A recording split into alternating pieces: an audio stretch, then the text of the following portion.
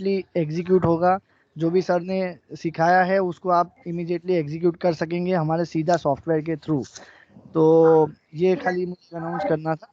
तो it's over to you Ashish ji, and we'll I am handing over to you Ashish sir. Thank you. Okay. Thank you very much, Shivam ji, and it's always pleasure to be here. और कल करने के बाद, कल के जो हमने सेशन किया था, किस तरीके से आपको सिंपल कैंडल स्टिक को देखना है, सिंपल वो कौन से एरिया में फॉर्म हो रहा है देखना है, और साथ ही में आपको देखना है कि उस ओवरऑल एनालिसिस करके हमने देखा था रिलायंस पे किस तरीके से काम कर रहा है, निफ्टी पे किस तरीके से अप्लाई करना है। तो आज भी हम एग्जांपल्स देंगे। आज हम बैंक निफ्टी पे थोड़ा फोकस करेंगे जिससे कुछ थोड़ा अलग फ्लेवर मिले। और it's always pleasure to be speaking here, and I'm really thankful to Kuwarji and also to NSE for giving us this opportunity. So let me very quickly share across my slide, not spending much time. And I'm doing a continuation from yesterday's slide only. So जिससे क्या होगा कि या वो flow में रहेगा, and how because हम वो जो कल किया है हम वो भी कंबाइन करेंगे। तो आज जो पहली बार अगर कनेक्ट कर रहे हैं तो don't worry, you might not necessarily have to, you have not missed out. अगर आज आप पहली बार आ रहे हैं, हम वापस से वो चीजों को देखेंगे, और अगर आपने कल अटेंड किया था तो आपको जो एप्लीकेशन है सब चीजें कंबाइन करके समझने के लिए बहुत ही इजी हो जाएगी। So let me just hide across my camera now. Okay, so I'm not going to be, as I said, spending time on candlestick for now, क्योंकि आज का हमारा जो थीम और मोटो है वो है थोड़ा इंडिकेटर्स के ऊपर ध्यान देना है और इंडिकेटर्स को समझने की कोशिश करना है। If you have any doubt queries आप चैट में डाल सकते हैं, we might take questions later on depending कितना टाइम हमारे पास में अवेलेबल है। तो अभी शुरू करते हैं मार्केट में। वो जो बहुत ही known way of indicators apply होते हैं, लेकिन हम जो करने वाले हैं वो बहुत ही डिफरेंट वे से करने वाले हैं। जैसे कल भी हमने जो देखा, हमने कैंडल स्टिक को देखा जो काफी जन को शायद पता भी होगा, लेकिन बहुत ही अलग वे से देखा कि कहाँ पर कैंडल का पैटर्न फॉर्म हो रहा है, वो एरिया इंपॉर्टेंट होती है, और ना ही कि जस्ट कैंडल स्टिक पैटर्न। तो एरिया ऑफ सिग्निफिकेंस हमें पता होना चाहिए कि वो रेजिस्टेंस के पास है, डिमांड लाइन के पास है। सिमिलरली आज जो हम देखेंगे मूविंग एवरेजेस के बारे में, हम आरएसआई के बारे में देखेंगे, हम एमएससीडी इंडिकेटर के बारे में देखेंगे। ये सब चीजों से हम बहुत सारी अलग वे से डिस्कस करना चाहेंगे। तो अभी शुरुआत जो हम कर रहे हैं वो है मूविंग एवरेजेस के बारे में। नाउ मूविंग एवरेजेस आपने काफी बार सुना होगा, टीवी पे देखा होगा, या किसी ने बात की होगी कि भाई लोग 200 दिन का मूविंग एवरेज यूज करते हैं, लोग 50 दिन का मूविंग एवरेज यूज करते हैं। मेरा क्वेश्चन एक ही रहता है उन लोगों से कि यार आप 200 दिन का एवरेज यूज कर रहे हो, लेकिन 200 दिन किसने बताया कि 200 दिन ही सही है? तो काफी जन का आंसर होता है नहीं वो टीवी पे सुना था 200 दिन यूज करना चाहिए। मैं बोला टीवी पे सुना था, सही बात है, लेकिन उनको भी तो आप पूछ सकते हो ना कि 200 दिन क्यों यूज करना चाहिए, मतलब क्यों नहीं 190 दिन, क्यों नहीं 150 दिन, 200 दिन का एवरेज ही क्यों?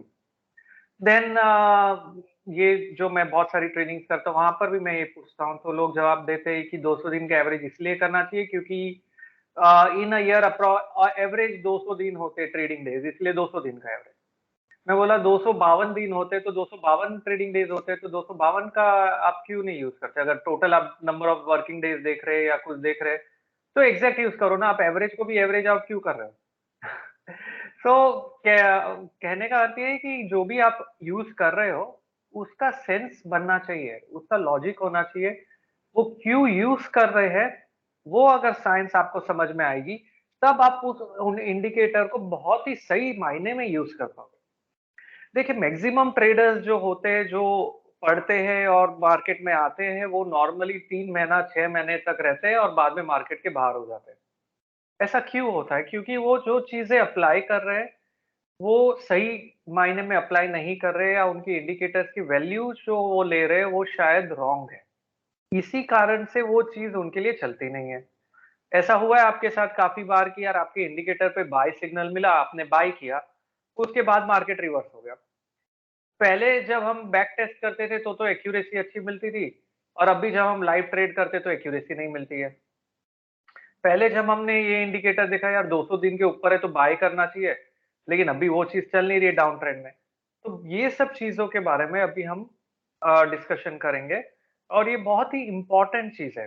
तो पहले समझने की कोशिश करते हैं। देखिए, कोई भी इंडिकेटर अगर आपको प्रैक्टिस करना है, उसके पहले थोड़ा सा उसके बारे में समझते हैं, फिर उसके एप्लीकेशन के बारे में समझेंगे और फिर उसे अप्लाई करके हम चेकेंगे कि कैसे वो हमें हेल्प कर सकते हैं ट्रेडिंग डिसीजन लेने के लिए।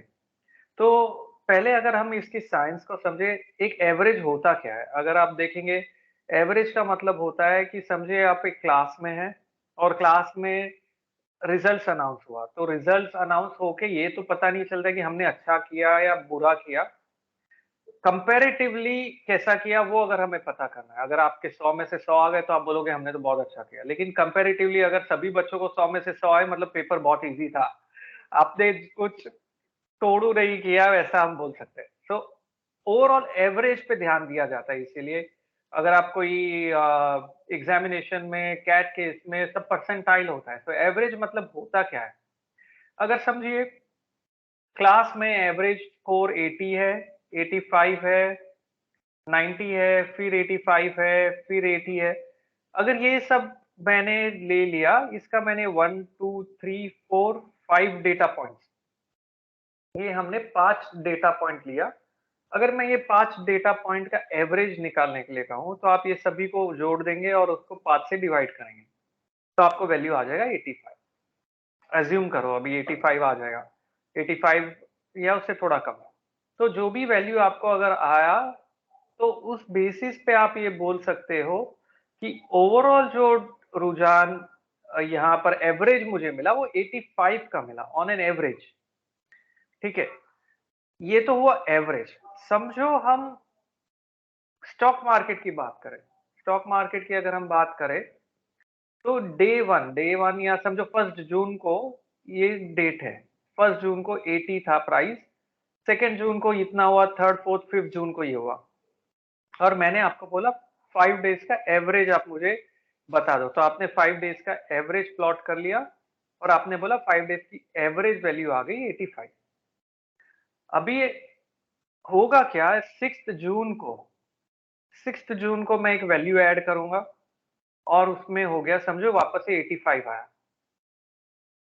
और यहाँ पर 6 जून की जब मैंने वैल्यू ऐड की और मैंने आपको बोला 5 डेज का एवरेज आप बताओ, तो आपने ये 1 जून की वैल्यू को ड्रॉप कर दिया और 6 जून की वैल्यू को ऐड कर दिया।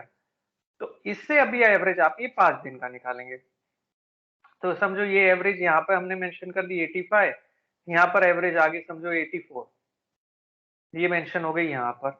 अगर 7th डे पे अगर हम ऐड करें, समझो 7th डे पे 100 हो गया प्राइस और 5 डेज का एवरेज हम ले रहे हैं, तो फिर से हम एवरेज लेंगे 3 तारीख से लेके 7 तारीख तक का। तो इस तरीके से हम एवरेज ले रहे हैं और 84 की वैल्यू से हो गया ये 89। ये जो आप देख रहे हो ये है मूविंग एवरेज। इसे मूविंग एवरेज इसलिए कह रहे कि पहले की डेटा निकल गई और नई डेटा ऐड हो गई, ये एवरेज मूव होता जा रहा है, इसीलिए इसे कहते हैं मूविंग एवरेज। ये बहुत ही इंटरेस्टिंग कंसेप्ट है, स्टैटिस्टिकल कंसेप्ट है। अभी मूविंग एवरेज समझ में आया हमें कि ओवरऑल 5 दिन का है। इसमें से एक और एवरेज जो होती है वो है वेटेड मूविंग एवरेज। अभी वेटेड मूविंग एवरेज का मतलब क्या हुआ कि काफी सारे जनों ने बोला कि जो आप एवरेज ले रहे हैं उसमें सबसे ज्यादा इंपॉर्टेंट है रीसेंट प्राइस एक्शन। मतलब क्या हुआ, जो डेटा कल का है या आज का है वो ज्यादा इंपॉर्टेंट है, जो डेटा 10 दिन पहले का है वो कम इंपॉर्टेंट है, जो डेटा 200 दिन पहले का है वो सबसे कम इंपॉर्टेंट है। तो क्यों ना हम अभी के डेटा को ज्यादा इंपॉर्टेंस दें और पास्ट के डेटा को कम इंपॉर्टेंस दें। तो वो करने के लिए वेटेड मूविंग एवरेज में क्या किया गया कि जो अभी का डेटा है उसको हम 5 से मल्टीप्लाई कर दिया। अगर 5 डेज का वेटेड मूविंग एवरेज है, ये उसके एक दिन पहले के डेटा को 4 से किया, उसके पहले को 3 से, उसके पहले को 2 से, उसके पहले को 1 से। ये करने के बाद में हमने समेशन में भी 5 प्लस 4 प्लस 3 प्लस 2 प्लस 1 से डिवाइड कर दिया। समझ में आया हमने क्या किया, 85 into 1 plus 90 into 2 plus dot dot dot, और नीचे हमने 1 प्लस 2 प्लस 3 प्लस 4 प्लस 5 से डिवाइड कर दिया, तो मुझे जो एवरेज मिल गया वो है वेटेड मूविंग एवरेज। ये समझ में आया आपको? अभी आप सोच रहे होंगे यार मुझे ये सब का क्या करना है, मेरे सॉफ्टवेयर में तो ऑलरेडी अवेलेबल होता है, मैं तो डायरेक्टली ड्रैग ड्रॉप करके प्लॉट कर सकता हूँ, फॉर्मूला में क्या रखा है? एग्रीड, मैं आपको इसलिए फॉर्मूला बाय हार्ट करने नहीं बोल रहा हूँ, लेकिन समझना इसलिए जरूरी है कि कल आपको कोई पूछेगा कि मेरे को एक्सपोनेंशियल एवरेज यूज करना चाहिए कि सिंपल एवरेज यूज करना चाहिए, आपके पास उसका जवाब होना चाहिए। क्योंकि अगर कोई नहीं भी पूछ रहा है तो आप एज अ ट्रेडर आपको पता होना चाहिए कि कौन सा एवरेज क्यों यूज कर रहे हैं हम। सारी दुनिया बोलती रहती है 200 दिन का सिंपल मूविंग एवरेज, 200 दिन का सिंपल मूविंग एवरेज, लेकिन क्यों, वो क्वेश्चन होना चाहिए। वो क्वेश्चन अगर आपने समझ लिया तो नेक्स्ट टाइम आपको पता है कौन से स्टॉक पे कौन सा एवरेज लगाना है। अभी सिंपल और वेटेड मूविंग एवरेज में एक ड्रॉबैक है, ठीक है? वो ड्रॉबैक क्या है? सिंपल और वेटेड मूविंग एवरेज का ड्रॉबैक ये है, समझो 1 जून को स्टॉक का प्राइस था 120 रुपया, और कोई न्यूज आई, कोई तो इवेंट हुआ या न्यूज आई या रिजल्ट एकदम खराब आए, और स्टॉक का प्राइस नेक्स्ट डे डायरेक्टली हो गया 85। ठीक है, गिर के डायरेक्टली गैप डाउन हुआ और डायरेक्टली 85 हो गया। स्प्लिट बोनस कुछ नहीं है, नॉर्मल न्यूज के बेसिस पे, रिजल्ट के बेसिस पे या कोई भी कारण से। अभी आपने जब 5 दिन का एवरेज लिया था तो आपने लिया 120 प्लस 85 प्लस 90 प्लस 85 प्लस 80, तो आपका एवरेज समझो हो गया 102 रुपया।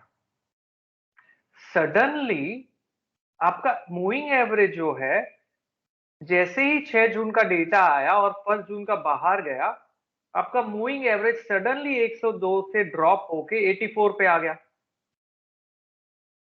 ऐसा क्यों हुआ? क्योंकि ये जो डेटा था 120 रुपए वाला वो निकल गया और नया डेटा आ गया। लेकिन क्या मैं ये बोल सकता हूँ वो डेटा जो निकल गया वो बहुत ही इंपॉर्टेंट डेटा था, क्योंकि उसके बाद से प्राइसेस में सडन फॉल आया, सडन गिरावट आई, तो वो डेटा को कंप्लीटली इग्नोर कर देना बेवकूफी है कि नहीं? इसीलिए यही चीज वेटेड मूविंग एवरेज में भी वही चीज की इशू है। इसीलिए हम एक्सपोनेंशियल मूविंग एवरेज यूज करना प्रीफर करते हैं, क्योंकि ये एक फॉर्मूला के बेसिस पे, formula E raise to S something करके फॉर्मूला है, उसमें नहीं जाएंगे। एक्सपोनेंशियल मूविंग एवरेज क्या करता है, वो कोई भी डेटा पॉइंट को ड्रॉप नहीं करता है, भले ही वो 2 साल पहले का हो कि 10 साल पहले का, जितना आपके पास में डेटा है वो सब डेटा को लेता है। लेकिन अगर जो 2 साल पहले का डेटा है उसका एक्सपोनेंशियली वेटेज कम कर देता है, जो 10 साल पहले का उसका वेटेज और ज्यादा कम कर देता है, और जो रिसेंट डेटा है उसका वेटेज ज्यादा रखता है। तो एक्सपोनेंशियल मूविंग एवरेज का सबसे बड़ा बेनिफिट ये है, वो कोई भी डेटा को ड्रॉप नहीं करता है, और सेकेंडली वो डेटा को वेट भी देता है। तो ये जो सिंपल मूविंग एवरेज और वेटेड मूविंग एवरेज नहीं कर पाते, वो एक्सपोनेंशियल मूविंग एवरेज कर देता है। तो इसीलिए हमारा प्रेफरेंस होता है कि हम एक्सपोनेंशियल मूविंग एवरेज यूज करें, बिकॉज कोई भी सडन मूवमेंट के डेटा को नॉर्मल मूविंग एवरेज ड्रॉप कर देगा। लेकिन इससे कितना फर्क पड़ेगा चार्ट पे या स्टॉक पे या हमारे ट्रेडिंग डिसीजन में, वो देखने के लिए सबसे सिंपल तरीका एक है कि आप उस तीनों एवरेज को प्लॉट कर दो। अगर आप यहाँ पर चार्ट देख पा रहे हैं, यहाँ पर आप देखेंगे कि एक सिंपल मूविंग एवरेज है, एक एक्सपोनेंशियल मूविंग एवरेज है और एक वेटेड मूविंग एवरेज है। ये तीनों का पीरियड 20 है, 20 डेज का एवरेज है तीनों, और हमने ये प्लॉट कर दिया। मोर और लेस अगर आप देखेंगे तो ये सभी एवरेजेस मोर और लेस सिमिलर ट्रेंड सी, एवरेज से पता चलता है कि ट्रेंड क्या है। अगर मैं आपको प्राइस चार्ट, ये कैंडल दिख रहे हैं आप, ये सब प्राइस कैंडल है, अगर ये निकाल दे और खाली एवरेज भी रखे तो आपको पता चल जाएगा, ठीक है भाई ओवरऑल ट्रेंड मार्केट का पॉजिटिव है, ओवरऑल ट्रेंड मार्केट का नेगेटिव है। वो सब चीजें आपको पता चल जाती है ये एवरेज देखने के बाद। लेकिन एक्सपोनेंशियल मूविंग एवरेज जो रेड वाला है वो ज्यादा इंपॉर्टेंट है, क्योंकि वो एवरेज यूजुअली अच्छा सपोर्ट और रेजिस्टेंस देता है प्राइस को। इट्स ओके अगर आप सिंपल यूज करते हैं कर सकते हो, आप वेटेड यूज करते हैं कर सकते हो, ज्यादा कुछ फर्क नहीं पड़ेगा आपके ट्रेडिंग डिसीजन एबिलिटी में, but preference is always with the exponential moving average. Now question arises कि हमें एवरेज की पीरियड 20 डेज ही क्यों लेनी है, हमें एवरेज की पीरियड 50 डेज क्यों लेनी है, या हमें एवरेज की पीरियड 200 दिन की क्यों लेनी है। Now this is a very common question that any trader should ask themselves कि यार एवरेज तो करना है, लेकिन एवरेज का पीरियड कितना लेना है और किस तरीके से मैं मूविंग एवरेज को मेरे ट्रेडिंग के लिए यूज कर सकता हूँ। ठीक है, वही चीज हमें सीखनी है, हमें खाली एकेडमिक पर्पस के लिए स्टडी नहीं करना है, हमें तो अल्टीमेटली एम है कि अगर हमें इन्वेस्टमेंट करना है या हमें ट्रेड करना है तो हम किस तरीके से इस साइंस को यूज कर सकते हैं। इसके लिए मैं अभी एक काम करता हूँ, मैं एक investing.com जो हम ऐसे ही जनरली प्लेटफॉर्म यूज कर रहे हैं वो मैं ओपन करता हूँ एंड वी विल सी कि किस तरीके से हम इसे यूज कर सकते हैं। But as I said yesterday कि investing.com यूज करना खाली आपको दिखाने के लिए for education only, for you ये एक प्लेटफॉर्म अवेलेबल है जो कुंवर जी दे रहा है। I would recommend use that platform because अगर आपके पास में एक लाइव प्लेटफॉर्म है जो रिलायबल है, use that. It's always prefer to use those platforms and not a free available platform. लेकिन इट्स ओके अगर आपके पास में एक्सेस कभी नहीं है आपको ये यूज करना है तो आप कर सकते हो। ठीक है, let me just share across my investing screen just a second. And as I said we are not promoting any kind of a platform, we are just using it क्योंकि ये फ्रीली अवेलेबल है और easily accessible है। तो यहाँ पर हम जा रहे हैं, यहाँ पर मैं टाइप कर दिया निफ्टी। ठीक है, मैंने निफ्टी टाइप कर दिया और यहाँ पर मैंने मेरा डेज सिलेक्ट कर दिया। अभी यहाँ पर अगर आप देखेंगे ओवरऑल मार्केट का जो ट्रेंड है मार्च के बाद से ऊपर का है। तो अगर ओवरऑल ट्रेंड मार्केट का मार्च के बाद से ऊपर का है, कैसे पता कर सकते हैं हम कि मार्केट का ट्रेंड रिवर्स कब हो रहा है।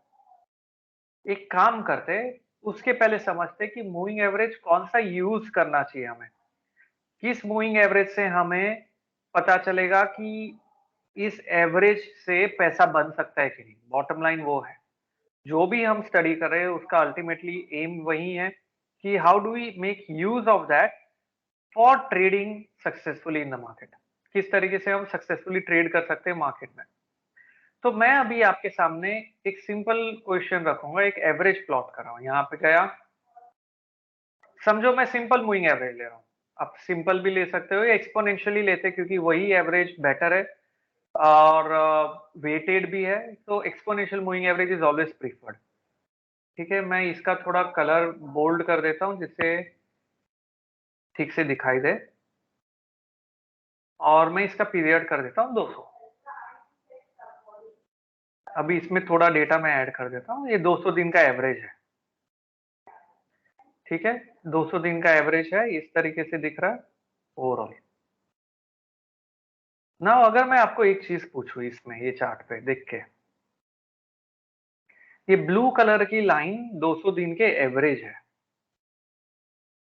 इसमें मैं अगर एक और एवरेज ऐड करता हूं,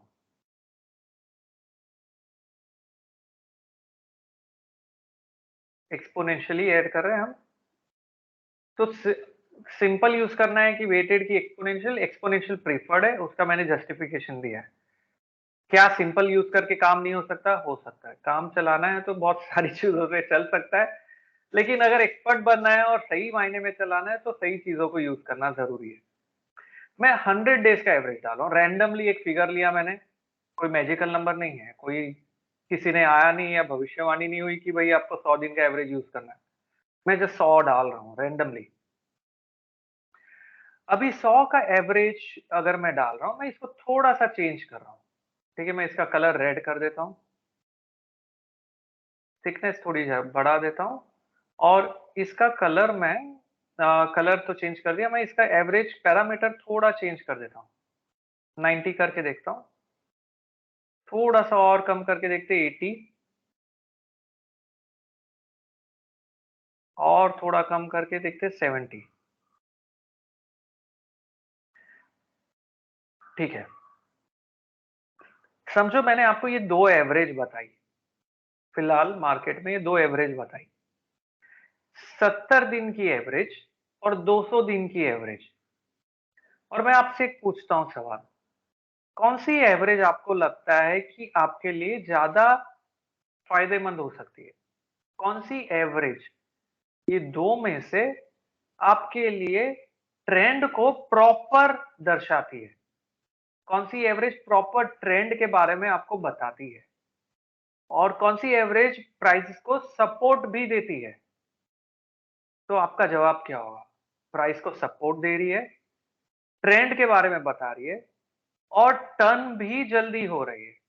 if I ask you, it's a very common logical answer कि भाई जो 70 दिन की एवरेज है, जो रेड कलर की एवरेज है वो 70 दिन की है। ये रेड कलर की 70 दिन की जो एवरेज है, यहां पर प्राइस को सपोर्ट दिया इसने। लेटर ऑन प्राइस इसके आसपास थोड़ा विपसॉ किया है, लेकिन फिर से सपोर्ट दिया, फिर से सपोर्ट दिया।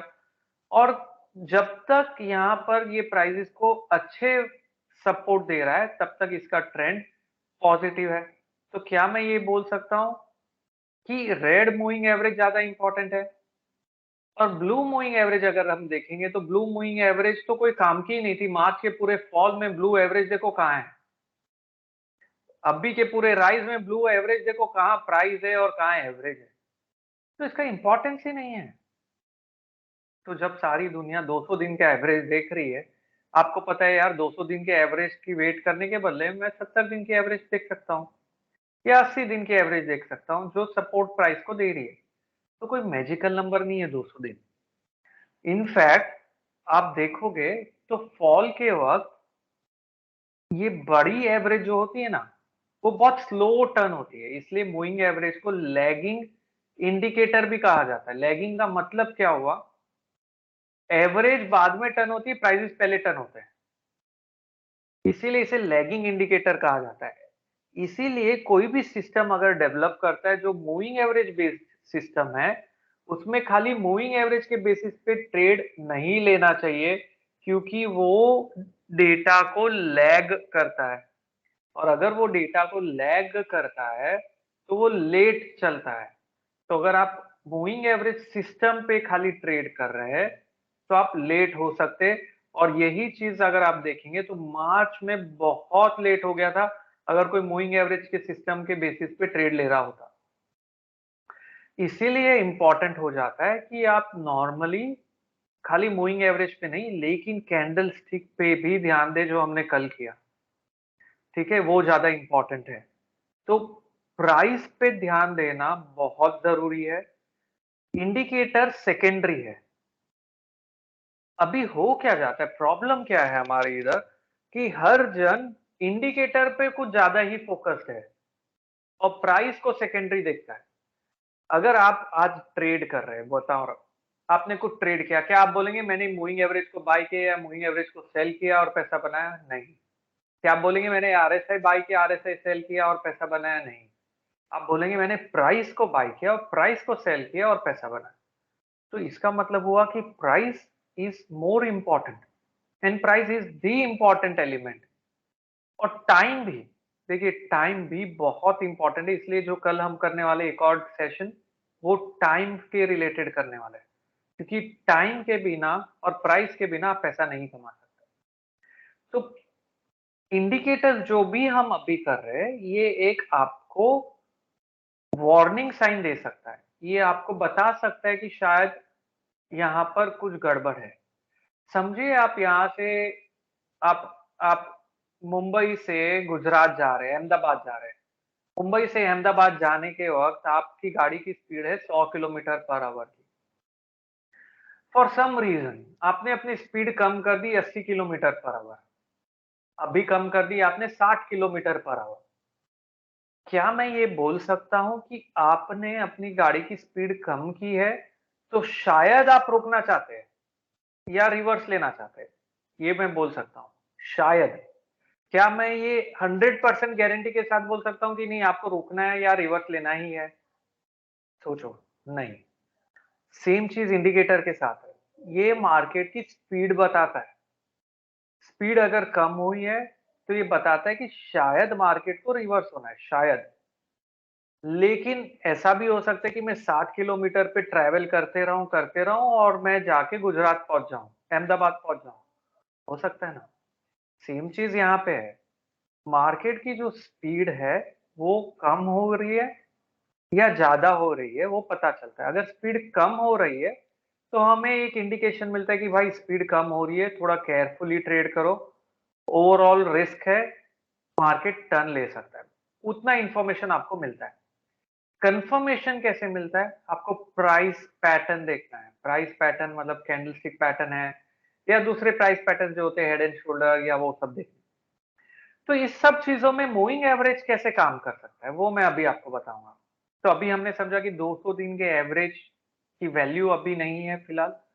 काफी सारे फंड हाउस, काफी फंड मैनेजर्स 200 दिन के एवरेज पे देखते हैं, ठीक है। लेकिन अभी तो वो एवरेज के ऊपर है 200 दिन के, तो उसका करे क्या? ठीक है। तो अभी करेंगे क्या हम? हमने कल बात की थी डिफरेंट डिफरेंट ट्रेंड की। प्राइमरी ट्रेंड, सेकेंडरी ट्रेंड और माइनर ट्रेंड। जो हमने बात की थी वही चीज आज मैं वापस से बता रहा हूं। अभी मैं एक और एवरेज डालता हूं। मैं 200 दिन के एवरेज, समझ में आया आपको कि 200 दिन का एवरेज क्यों हमारे लिए इतना इंपॉर्टेंट नहीं है? Now I am going to put another average, जिसका मैं एवरेज लेंथ चेंज करता हूं। 200 दिन को मैं अभी डाल देता हूं 40 दिन का एवरेज। अभी मैं 40 दिन का एवरेज से थोड़ा इसको और कम करता हूं और ओवरऑल हम देखते हैं, समझो 30 डेज का एवरेज मैं ले रहा हूं या 35 डेज का एवरेज मैं ले रहा हूं। नहीं, वो 70 वाला तो मुझे वैसे ही रखना था, तो 70 को तो मैंने वैसे ही रखा ओवरऑल। और इस एवरेज को जो दूसरा वाला था उसको मैंने 20 कर दिया, समझो ना। ये बहुत अच्छा इंफॉर्मेशन मिला मुझे। 20 डेज के एवरेज से मुझे माइनर ट्रेंड पता चले मार्केट के, और 70 दिन के एवरेज से मुझे प्राइमरी ट्रेंड पता चला मार्केट का। Is it clear? ठीक है। एक और एवरेज में डालता हूं अभी,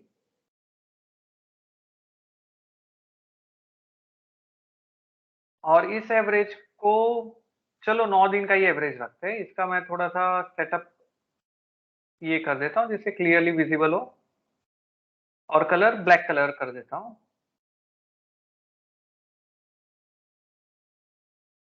अभी हमने क्या किया? ये बहुत ही इंटरेस्टिंग चीज की हमने। अगर आप देखेंगे, ये पूरे के पूरे अप ट्रेंड के वक्त रेड कलर का जो लाइन है उसने प्राइमरी ट्रेंड बताया, ब्लू कलर के लाइन ने हमें माइनर ट्रेंड बताया, और ब्लैक कलर के लाइन ने हमें उससे छोटा वाला ट्रेंड बताया। तो हमें 3 ट्रेंड के बारे में पता चला यहां से। अगर आप इंट्राडे ट्रेडर है, तो आपके लिए छोटे एवरेजेस ज्यादा इंपॉर्टेंट हो जाते हैं। अगर आप स्विंग ट्रेडर है, ये चीज को आप आवरली चार्ट पे भी अप्लाई कर सकते हैं, कहीं भी अप्लाई कर सकते हैं। अभी करना क्या है? हमें देखना है कि बाजार में ओवरऑल किस तरीके से इस एवरेजेस पे काम किया जा सकता है।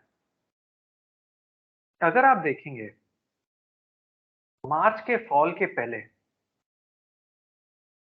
प्राइमरी ट्रेंड ऊपर था, सेकेंडरी ट्रेंड ऊपर था और माइनर ट्रेंड भी ऊपर था। जब भी ये फॉल आया इस लेवल पे, अगर आपको ध्यान होगा हमने कल डिस्कस किया था वीकली चार्ट पे कैसे आपको पहले कंफर्मेशन मिल गया था 11,800 के आसपास, जब वीकली कैंडल बेरिश हुई, डेली कैंडल बेरिश हुई, लोअर हाई लोअर लो डाउ थियर पे बना। ध्यान में है कुछ जो हमने किया था? उसके साथ ही में अगर आपने देखा कि यहाँ पर जो ब्लैक वाला एवरेज है, 9 दिन का एवरेज है, वो नीचे प्राइजेस पहले समझते। प्राइस तीनों एवरेज के नीचे आया, प्राइस तीनों एवरेज के नीचे आया, ठीक है।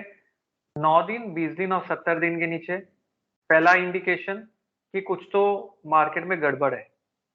जो यहां पर भी हुआ था, देखिए ये कैंडल में भी हुआ था, लेकिन दूसरा कंफर्मेशन, शॉर्ट टर्म एवरेज बड़े एवरेज के नीचे आने चाहिए। I am repeating, short term average, जो शॉर्टर टर्म एवरेज है, जो कि 9 दिन का एवरेज 20 दिन के नीचे आए, 20 दिन का एवरेज 70 दिन के नीचे आए, वहां पर हमें बहुत स्ट्रॉन्ग इंडिकेशन मिल जाता है कि कुछ तो बदल गया। नाउ यहां पर अगर हम देखेंगे, यहां पर पता चलता है कि 9 दिन का एवरेज 20 दिन के नीचे आया और बाद में 20 दिन का एवरेज और 9 दिन का सभी एवरेज 200 दिन के भी नीचे आ गए। So when all the averages are coming below the longer average, that's a very strong sign कि something has changed. इसका मतलब बहुत स्ट्रॉन्ग इंडिकेशन मिला कि यहां पर कुछ तो बदला है फॉर श्योर। और यहां से अगर आपने खाली इस सिंपल टेक्निक पे ध्यान दिया होता ना, तो आप इस पूरे ट्रेंड में मार्केट से या तो लॉन्ग पोजीशंस बाहर कर देते या शॉर्ट पोजीशंस क्रिएट करके पैसा कमा सकते थे अगर आप ट्रेड कर रहे हैं। प्राइस एवरेजेस के नीचे है, शॉर्टर टर्म एवरेज बड़े एवरेज के भी नीचे है। सेम कंसेप्ट अगर आप यहां अप्लाई करें तो यहां पर आप देखेंगे कि जो शॉर्टर टर्म एवरेजेस है वो बड़े एवरेज को भी क्रॉस कर दी और प्राइजेस ने वो एवरेज के ऊपर चल रहा है। तो ये एवरेज हमने कैसे सिलेक्ट किया? ये एवरेज हमने सिलेक्ट किया, जो एवरेज प्राइजेस को सपोर्ट देती है वो इंपॉर्टेंट है, जो एवरेज प्राइजेस को रेजिस्टेंस देती है नीचे के वक्त वो भी इंपॉर्टेंट है। ठीक है, अगर आप देखेंगे प्राइस मूवमेंट अगर बहुत फास्ट है ना, तो ये जो बड़ी एवरेज होती है वो बहुत धीरे धीरे टर्न होती है, तो इसलिए इतनी दूर हो जाती है। तो इसलिए फॉल के वक्त एवरेजेस का वैल्यू आपको चेंज करना पड़ता है। फॉल के वक्त क्या मैं बोल सकता हूं कि ये जो 9 दिन की एवरेज है वो सबसे बेस्ट काम की रेजिस्टेंस की तरह, और राइस के वक्त क्या मैं बोल सकता हूँ ये जो ब्लू वाली एवरेज है ये अच्छी काम की, और 70 दिन की एवरेज भी अच्छी काम की, तो 70 और 20 दिन की अच्छी काम। तो फॉल या बेयर मार्केट की वक्त मूविंग एवरेज का पैरामीटर चेंज करना है, बुल मार्केट के वक्त मूविंग एवरेज का पैरामीटर चेंज करना है। पता कैसे चलेगा कि ये बेयर है कि बुल मार्केट है? जब भी प्राइजेस सभी एवरेजेस के ऊपर है और शॉर्टर एवरेजेस बड़ी एवरेज के ऊपर है, आपको यहां पर ही पता चल जाएगा कि यहां पर जो ट्रेंड है वो ऊपर का है। अभी यहां पर अगर आपने ये सिस्टम फॉलो किया होता तो आपको समझ में आता, क्या 200 दिन के एवरेज के नीचे 20 दिन और 9 दिन का एवरेज गया क्या? नहीं गया। इसका मतलब प्राइस ने खाली इधर फॉल्स ब्रेक दिया है।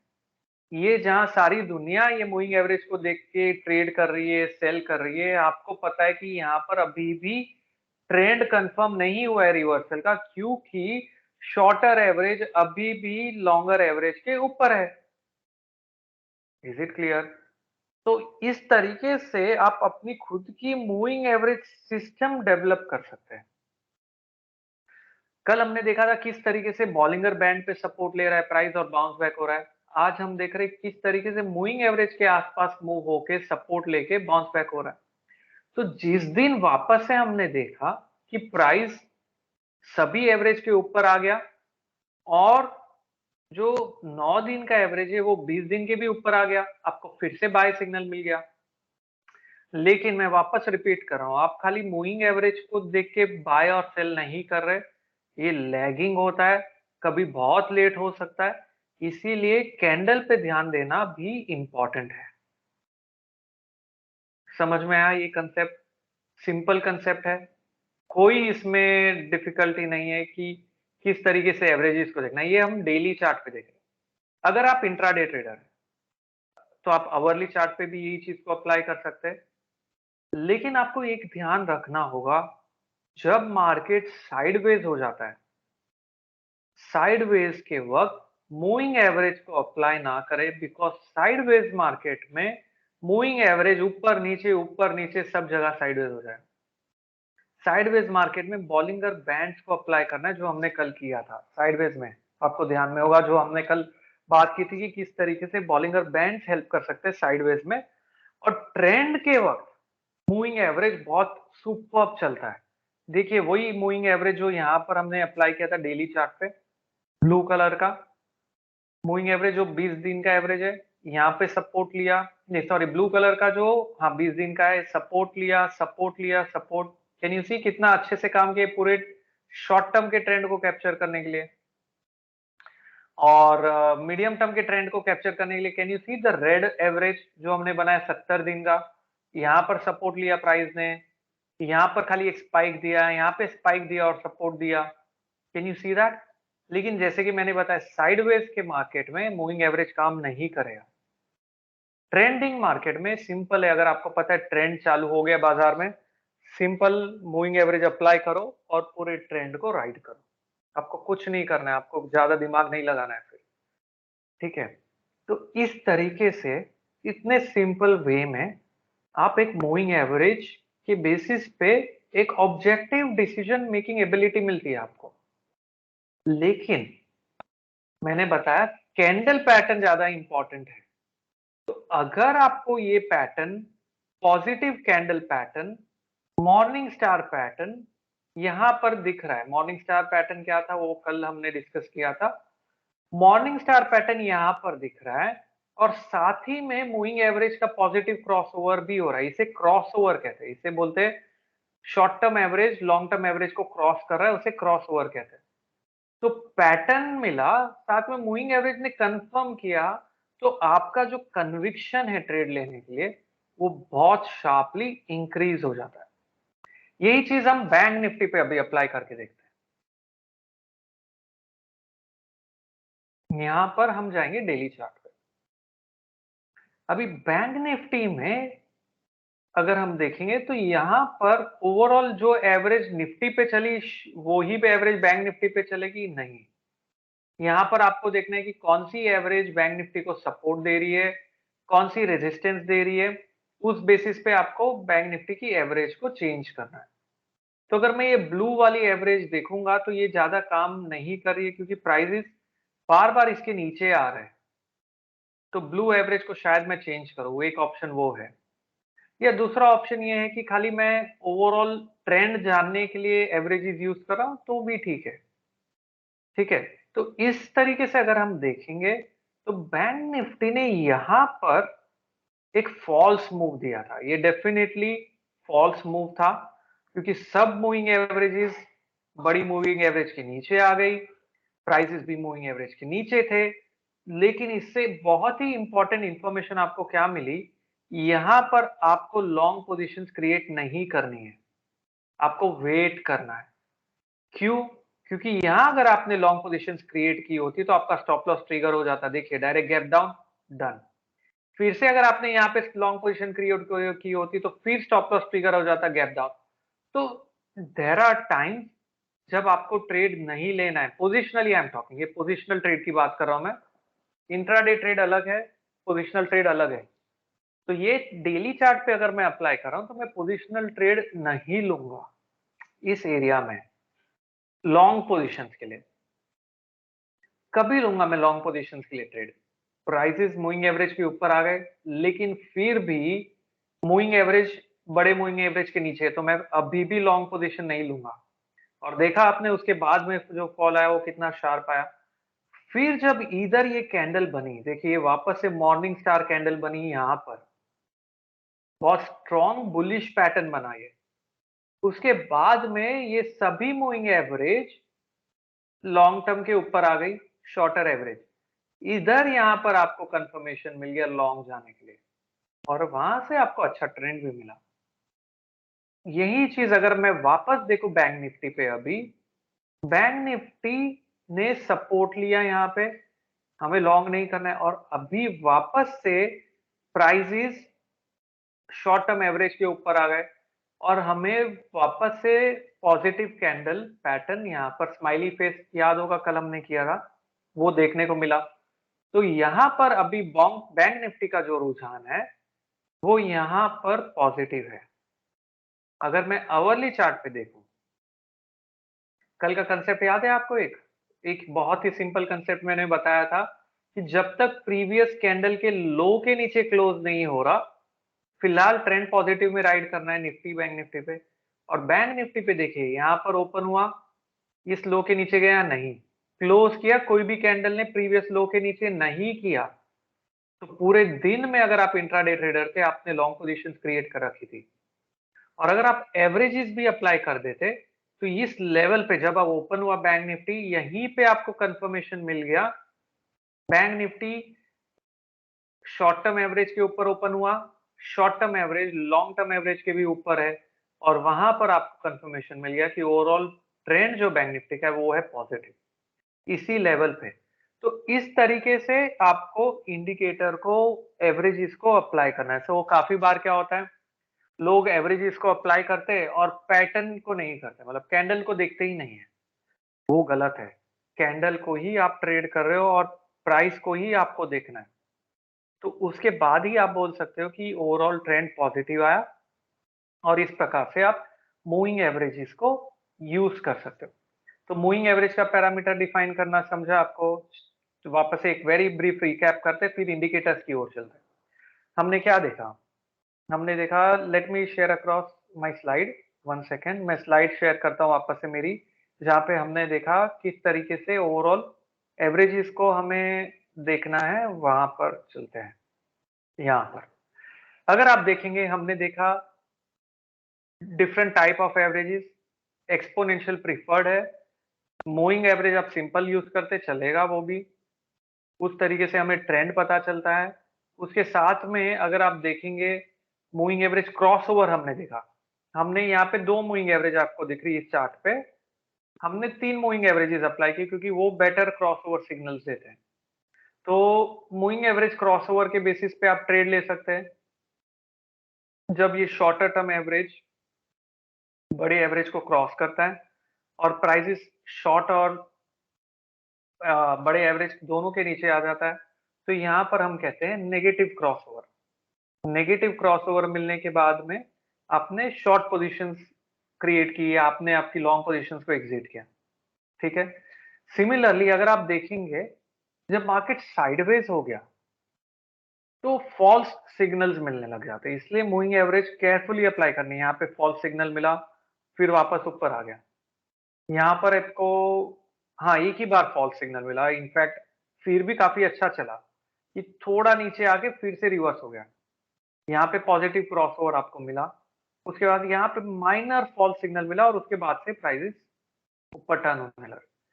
नाउ ये चार्ट को अगर आप देखेंगे और समझेंगे कि जब ट्रेंड आता है तो क्या सुपर ट्रेंड में आप कैप्चर कर सकते हो, ऊपर हो कि नीचे हो, और जब साइडवेज आता है तब भी फॉल्स सिग्नल मिलता है। तो साइडवेज अगर मार्केट है, आपको पता है, तो आप बॉलिंगर बैंड्स अप्लाई करिए, और जब ट्रेंडिंग मार्केट है तो ट्रेंड फॉलोइंग सिस्टम, जो मूविंग एवरेज का सिस्टम मैंने आपको बताया, वो अप्लाई करिए। लेकिन प्राइस पैटर्न को देखना फिर भी बहुत इंपॉर्टेंट है, ठीक है। इसके आगे हम चलते हैं। अभी अगर कोई डाउट या क्वेश्चन है तो शायद आप, आई एम नॉट श्योर, आप चैट पे शायद डाल सकते हैं। अभी हम चलेंगे यहाँ से इंडिकेटर्स की ओर, बिकॉज यहाँ पे हमें देखना है कि किस तरीके से इंडिकेटर्स को यूज किया जा सकता है, ठीक है। यहाँ पर इंडिकेटर का मतलब क्या होता है, पहले तो समझने की कोशिश करते हैं कि इंडिकेटर यूज क्यों कर रहे हैं, उसके बाद में हम देखेंगे डिफरेंट इंडिकेटर्स को। पहले तो ये देखते हैं, ये प्राइस है, ये चार्ट है। अब ये होता क्या, काफी सारे जन मुझे पूछते हैं कि चार्ट बनाना जरूरी है क्या। एक सिंपल सा लॉजिक है, अगर आपको पता है ये आज से 1 साल पहले क्या हुआ, 5 साल पहले क्या हुआ, 10 दिन पहले क्या हुआ, आपको चार्ट बनाने की जरूरत नहीं है। लेकिन आपको पता नहीं है कि क्या हुआ, तो चार्ट बना के देख लो ना क्या हो रहा है। तो सिंपल वे में अगर आप फंडामेंटल एनालिसिस भी करते हैं, प्राइस टू अर्निंग रेशियो देखते हैं, मैं कहता हूँ प्राइस टू अर्निंग रेशियो आप देख रहे तो है, सही है, लेकिन आपको कैसे पता कि 30 का वैल्यू एक्सपेंसिव है कि 40 का एक्सपेंसिव है कि 20 का एक्सपेंसिव है। वो पता करने के लिए सिंपल चार्ट बना लो, प्राइस टू अर्निंग को प्लॉट करो, पिछले 10 साल का 20 साल का चार्ट देखो, आपको पता चल जाएगा कि वो एक्सपेंसिव टेरिटरी में है कि सस्ती टेरिटरी में। As simple as that. तो ये बहुत ही सिंपल तरीके हैं विजुअली हमें समझने के लिए, ठीक है। तो इसलिए हम चार्ट प्लॉट करते हैं। तो यहाँ पर अगर आप देखेंगे, यहाँ पे प्राइस है और यहाँ पर टाइम है, नीचे में अगर हम देखेंगे यहाँ पर एक बॉटम में हम इंडिकेटर प्लॉट करते हैं। तो यहाँ पर हम प्राइस पैटर्न देख सकते हैं, ये प्राइजेस है और मूविंग एवरेज हमेशा प्राइजेस के ऊपर हम लगाते हैं। लेकिन जो इंडिकेटर है, ये इंडिकेटर हम नीचे लगाते हैं। तो ये समझिए डेली चार्ट है, डेली चार्ट है और यहाँ पे डेली प्राइजेस है। तो यहाँ पर नीचे के ओर इंडिकेटर प्लॉट किया जाता है। इंडिकेटर आरएसआई है कि स्टोकेस्टिक है कि एमएसीडी है, ये सबका फुल फॉर्म मैं आपको बताऊंगा। ये आरएसआई मतलब रिलेटिव स्ट्रेंथ इंडेक्स, एमएसीडी मतलब moving average convergence divergence, ROC मतलब रेट ऑफ चेंज।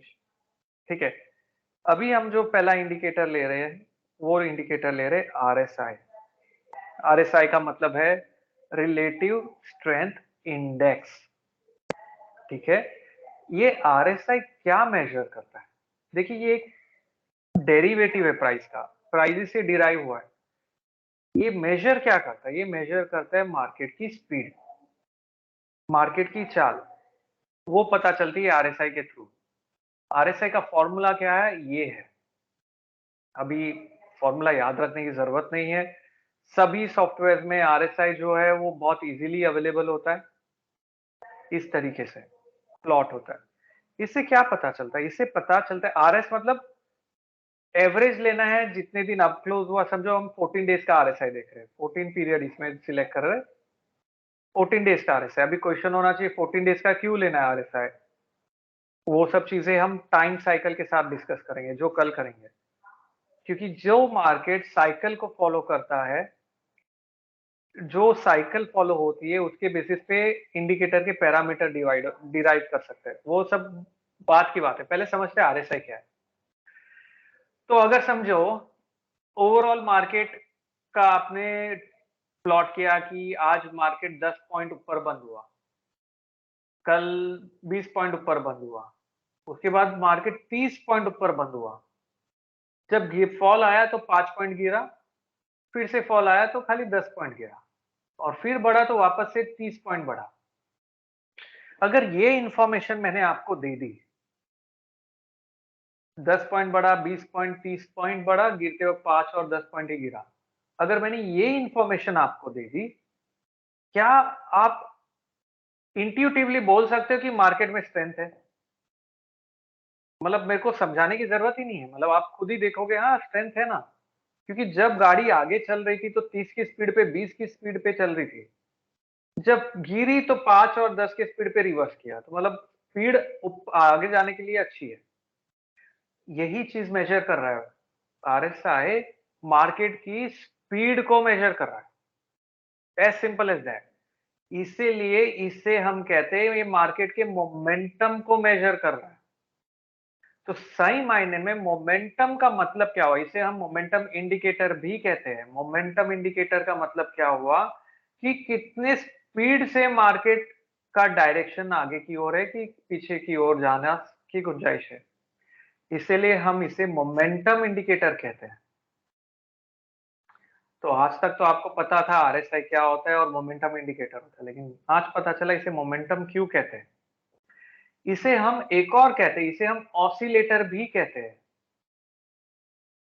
ऑसिलेटर का मतलब होता है जो चीज आपको ऑसिलेट कर रही है, ऊपर नीचे आगे पीछे इसके आसपास ऑसिलेट कर रही है।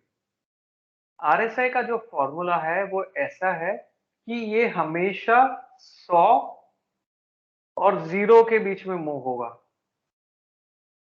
लोएस्ट लेवल 0 हो सकता है और मैक्सिमम लेवल 100 हो सकता है।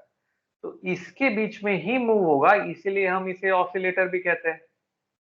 मोमेंटम इंडिकेटर भी समझ में आया, स्पीड मेजर कर रहा है, ऑसिलेटर भी समझ में आया क्या कर रहा है। अभी इसको हम मार्केट में अप्लाई कैसे करेंगे, मतलब लॉजिक ये समझने का इंपॉर्टेंट है कि किस सही तरीके से इसे अप्लाई किया जा सकता है। तो सही तरीके से अप्लाई करने का मतलब है, ये जो आरएस आपको दिख रहा है ना, इसका मतलब है average of N days of up close. मतलब ये अप क्लोज कितना हुआ, 10 प्लस 20 प्लस 30, और ये भी पॉजिटिव क्लोज हुआ ना, प्लस 30। इसको 4 से डिवाइड कर दिया तो मेरे को अप क्लोज का एवरेज मिल गया। अभी डाउन क्लोज का एवरेज क्या है?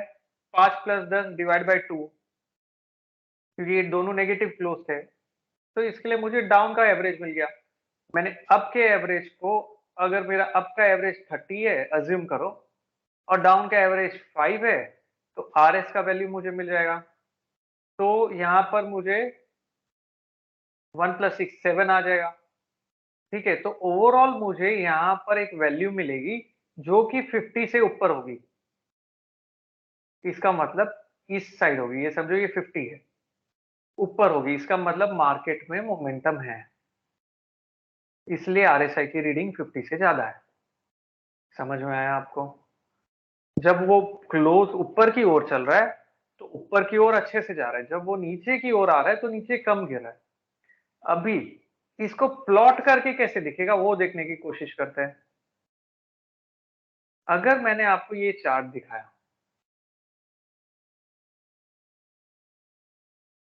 और मैंने आपको पूछा कि ओवरऑल जो बाजार का ट्रेंड है वो पॉजिटिव है, लेकिन क्या मैं बोल सकता हूं इसकी स्पीड कम हो रही है? सिंपल देख के पता चलता है ना, ये प्राइस है, ये टाइम है। ओवरऑल जो यहां से यहां मूव किया, समझो ये 10 है, ये 20 पॉइंट है, ये 30 पॉइंट है, ये 40 है। आप बोलोगे ऐसा थोड़ी होता है, स्टॉक 10-10 पॉइंट डायरेक्टली इतना, ये 100% राइज थोड़ी होता है, हो रहा है आजकल कैश स्टॉक्स आप देखोगे तो 30% 40% हफ्ते भर में भी होता है। आपने देखा होगा शायद या नहीं पता नहीं, जैसे कि लक्स इंडस्ट्रीज है, रूपा है, ये सब स्टॉक्स को आपने देखा होगा, वो टाइम पे जब चल रहा था हफ्ते भर के अंदर 40-40% बढ़ गए स्टॉक। तो होता है ना। अडानी ग्रुप स्टॉक्स को अगर आपने देखा होगा, तो जिस स्पीड से वो गिर रहे हैं, ओवरऑल आज भी लोअर सर्किट था, एक दो दिन पहले अपर सर्किट था, अभी लोअर सर्किट। तो ओवरऑल स्पीड उनकी नीचे की ज्यादा हो गई सडनली। ठीक है, तो वो कैसे पता चलता है? वो इस तरीके से पता चलता है, अगर आप देखेंगे तो यहाँ पे क्या मैं बोल सकता हूँ कि जो स्पीड थी, यहाँ पर जो स्पीड थी वो कम है, और यहाँ पर जो बाजार की स्पीड थी वो ज्यादा है। असेंशियली अगर आपको समझ में आता है तो ये स्लोप यहाँ पर y/x, इसको स्लोप कहा जाता है। स्लोप अगर ज्यादा है तो मतलब स्पीड अच्छी है, स्लोप अगर कम हो गया तो स्पीड बाजार की कम है। तो जो इंडिकेटर मेजर कर रहा है आरएसआई, वो यही चीज को मेजर कर रहा है। उसको हम अगर नीचे प्लॉट कर देंगे, समझो इधर प्लॉट कर दिया, तो कैसे मेजर कर रहा है वो देखते हैं। समझो यहाँ पे आरएसआई ऊपर गया है, आरएसआई की रीडिंग हमेशा 0 और 100 के बीच में होगी।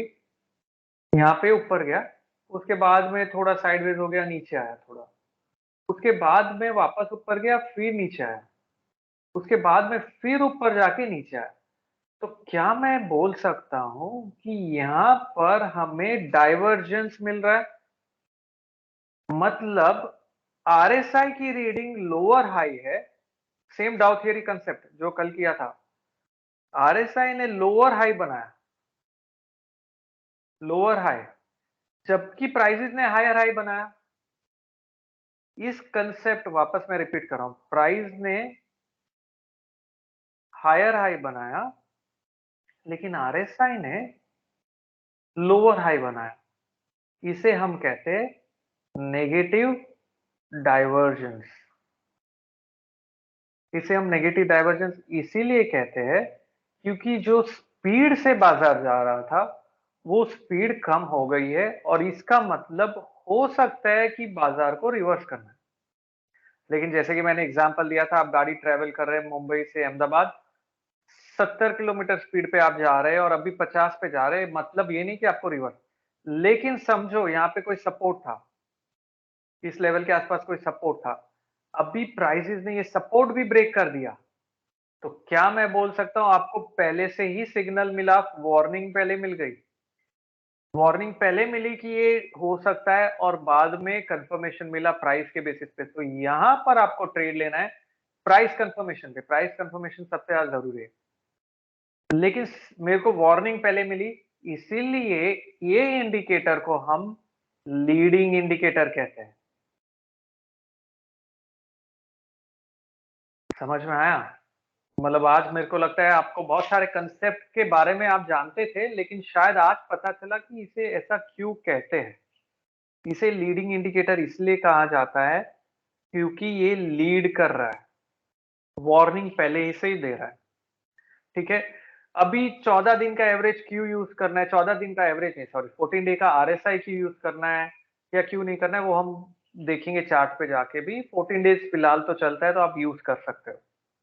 दूसरा एक और इंफॉर्मेशन आपको मिलती है, सेम चीज जैसे नेगेटिव डाइवर्जेंस है, अगर ओवरऑल प्राइसेस का जो लो बना, एक सेकेंड में क्लियर कर देता हूं, अगर ओवरऑल जो प्राइसेस है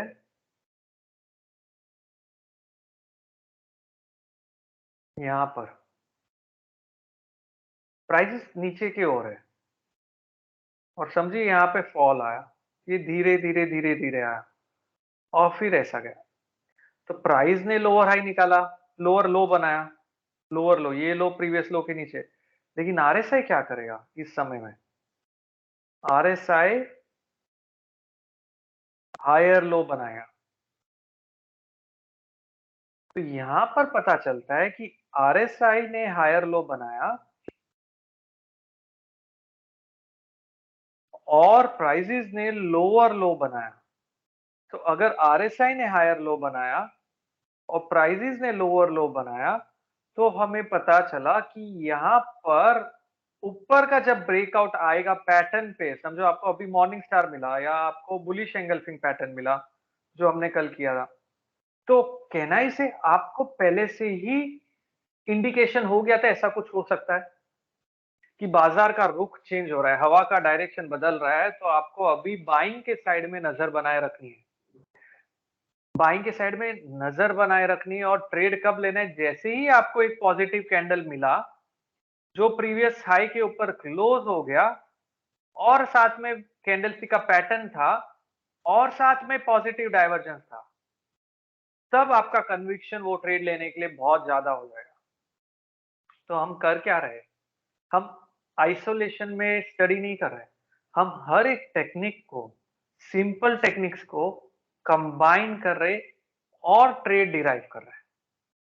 ठीक है, इसके साथ एक और कंसेप्ट मैं जोड़ना चाहूंगा। एक बार आपने अगर आरएसआई का कंसेप्ट समझ लिया ना, तो एमएसीडी, आरओसी, कोई भी इंडिकेटर का सब सेम कंसेप्ट है, आपको कुछ करने की जरूरत ही नहीं है। एक और कंसेप्ट मैं जो जोड़ना चाहूंगा वो ये है कि अगर यहाँ पर आपने देखा ओवरऑल जो रीडिंग आरएसआई की आप करके देख रहे हैं, यहाँ पर ओवरबॉट कहाँ होता है, सो ओवरबॉट और ओवरसोल्ड एरिया, ओवरबॉट, ओवरसोल्ड, बाजार बहुत गिर चुका है वो कैसे समझेगा, यह बाजार बहुत बढ़ चुका है वो कैसे समझेगा। तो आरएसआई में रीडिंग होती है जिसे हम ओवरबॉट और ओवरसोल्ड कहते हैं। अगर मैं आपको पूछूं कि ओवरबॉट का मतलब क्या है, तो आप क्या बोलोगे, ओवरबॉट मतलब मार्केट 70 पॉइंट के ऊपर है इसलिए उसका मतलब होता है कि वो ओवरबॉट है, या आरएसआई 70 के ऊपर है इसलिए ओवरबॉट है, या ओवरसोल्ड क्या है, अगर बाजार 70 के 30 के नीचे है तो ओवरसोल्ड है। नहीं, आपको वैसा नहीं करना है, क्योंकि 70 के ऊपर और 30 के नीचे ओवरबॉट या ओवरसोल्ड नहीं डिफाइन होता है। इनफैक्ट अगर आप बेयर मार्केट में देखेंगे ना, तो आरएसआई रीडिंग 60 के ऊपर ही नहीं जाएगी और बुल मार्केट में देखेंगे तो 40 के नीचे ही नहीं आएगी, तो आप ओवरबॉट ओवरसोल्ड सोचते ही रह जाएंगे। ठीक है, तो अभी हम चलते हैं वापस से प्रैक्टिकली इस कंसेप्ट को जो हमने अभी देखा इंडिकेटर पे, उस कंसेप्ट को प्रैक्टिकली कैसे अप्लाई करना है चार्ट पे, वो देख के समझने की कोशिश करते हैं। चलिए, मैं वापस से अभी अपनी स्क्रीन शेयर करूंगा, एक सेकेंड रुकिए। यहाँ पर, हाँ, अभी मैं डेली चार्ट पे आता हूँ। ठीक है, निफ्टी पे चलते हैं पहले, फिर बाद में बैंक निफ्टी पे फिर से आएंगे। और यहाँ पर मैं एक इंडिकेटर डालता हूँ, इंडिकेटर है आरएसआई, रिलेटिव स्ट्रेंथ इंडेक्स। ये आप ध्यान रखना, रिलेटिव स्ट्रेंथ कंपैरेटिव एक अलग इंडिकेटर होता है, वो इंडिकेटर रिलेटिव स्ट्रेंथ कंपैरेटिव होता है, आपको इंडेक्स के साथ में स्टॉक को देखना है, समझो, या दो स्टॉक को कंपेयर करना है, टीसीएस इन्फो, तो वो उसे कहते हैं रिलेटिव स्ट्रेंथ कंपैरेटिव। और रिलेटिव स्ट्रेंथ इंडेक्स होता है जहां आप मार्केट की स्ट्रेंथ खुद से ही मेजर करके सीख रहे हैं। ठीक है, तो रिलेटिव स्ट्रेंथ इंडेक्स मैंने डाला इधर आरएसआई। यहाँ पर मैंने RSI को डाल दिया और एक डेली चार्ट मैंने प्लॉट कर दिया। यहाँ पर देखिए बहुत ही अमेजिंग वे है देखने का। फिलहाल इसमें जो लेवल्स ओवरबॉट और ओवरसोल्ड मार्क किए हुए वो मैं निकाल रहा हूँ क्योंकि उसका वैल्यू नहीं है। ये ओवरबॉट ओवरसोल्ड 70 और 30 ही होना चाहिए, ऐसा कुछ नहीं है, क्योंकि वो लेवल कुछ भी हो सकता है। वो क्या लेवल होना चाहिए वो मैं आपको बताऊंगा। पहले समझने की कोशिश करते ओवरबॉट होता क्या है। क्या मैं बोल सकता हूं कि इस लेवल के ऊपर ज्यादातर प्राइसेस सस्टेन नहीं किए? इस लेवल के ऊपर देखिए यहां से ओवरऑल ये पूरे अप ट्रेंड में प्राइसेस बार बार आरएसआई प्राइस नहीं आरएसआई ने बार बार रेजिस्टेंस लिया है इस लेवल के आसपास। तो यहां पर एक मैं हॉरिजॉन्टल लाइन बना दूंगा। इस लेवल पे हॉरिजॉन्टल लाइन बना दिया, इससे मैं कहूंगा ये ओवरबॉट जोन है। मतलब अगर इसके ऊपर बाजार आ जाता है तो शायद चांस है थोड़ा सा कूल ऑफ करे। ठीक है, और इसी के वक्त मैं कहूंगा ओवरसोल्ड। ओवरसोल्ड कहां पर है? इसके नीचे है, ये ओवरसोल्ड है। तो अगर आप देखेंगे जैसे कि मैंने बताया, नॉर्मली इसके भी नीचे नहीं, थोड़ा इधर है। अगर बुल मार्केट में आरएसआई की रीडिंग 40 के नीचे ही नहीं आई, देखिए ये पूरे के पूरे ट्रेंड में खाली एक ही बार ऐसा हुआ था यहां पर इस लेवल पे, जब आरएसआई की रीडिंग 39 40 के नीचे आई थी। अदरवाइज आरएसआई की रीडिंग 39 के नीचे गई ही नहीं है। तो जो लोग बोलते हैं 30 इज ओवरसोल्ड, अरे भाई 30 ओवरसोल्ड तो पूरे पूरे पूरे साल भर से नहीं है, तो ओवरसोल्ड हुआ ही नहीं है मार्केट।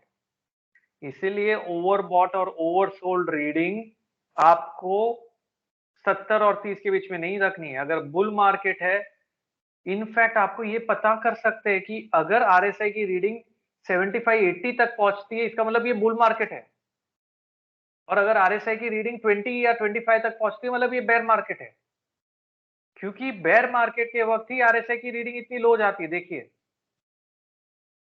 समझ में आ रहा है? अगर आप कोई भी हिस्ट्री पे जाके देखेंगे आपको समझेगा, ये चीज आपको कहीं नहीं मिलेगी। ये बहुत ही डिफरेंट वे है मार्केट को देखने का। देखिए यहां पर इसी तरीके से मैं बता रहा हूं कि मार्केट ओवरबॉट ओवरसोल्ड लेवल आपको डिराइव करना पड़ता है। ये 70 और 30 कोई मैजिकल नंबर नहीं है कि बोल दिया 70 ओवरबॉट है 30 ओवरसोल्ड है। ये मैजिक नहीं है। आपको you will have to derive कि कौन सा लेवल ओवरबॉट है और कौन सा लेवल ओवरसोल्ड है। समझ में आया? अभी ये लेवल के पास में बाजार था जो सपोर्ट था आरएसआई पे। साथ में इंपॉर्टेंट चीज क्या देखने वाली है कि निफ्टी ने लो बनाया जो प्रीवियस लो के नीचे था। निफ्टी ने लो प्रीवियस लो के नीचे बनाया, बल्कि आरएसआई ने इसी समय में, देखिए ये लो था आरएसआई का, क्या मैं बोल सकता हूं ये लो इस लो के ऊपर है और ये वाला लो इस लो के भी ऊपर है। तो आरएसआई ने क्या किया? पॉजिटिव डाइवर्जेंस दिया। इसका मतलब जो स्पीड से बाजार करेक्ट हो रहा था वो स्पीड बाजार की कम हो गई, इसलिए हमें पॉजिटिव डाइवर्जेंस मिला। पॉजिटिव डाइवर्जेंस मिला, इसका मतलब हुआ कि ओवरऑल स्पीड नीचे की कम है। और उसके बाद जब आपको कंफर्मेशन मिला कैंडलस्टिक पैटर्न पे, तो क्या आप बोल सकते हो कि आप ट्रेड इजीली ले सकते हो उस चीज पे? सिमिलरली ये जब डाउन ट्रेंड शुरू हुआ ना, ये बहुत बड़ा डाउन ट्रेंड था, पूरे 1.5-2 महीने का डाउन ट्रेंड था।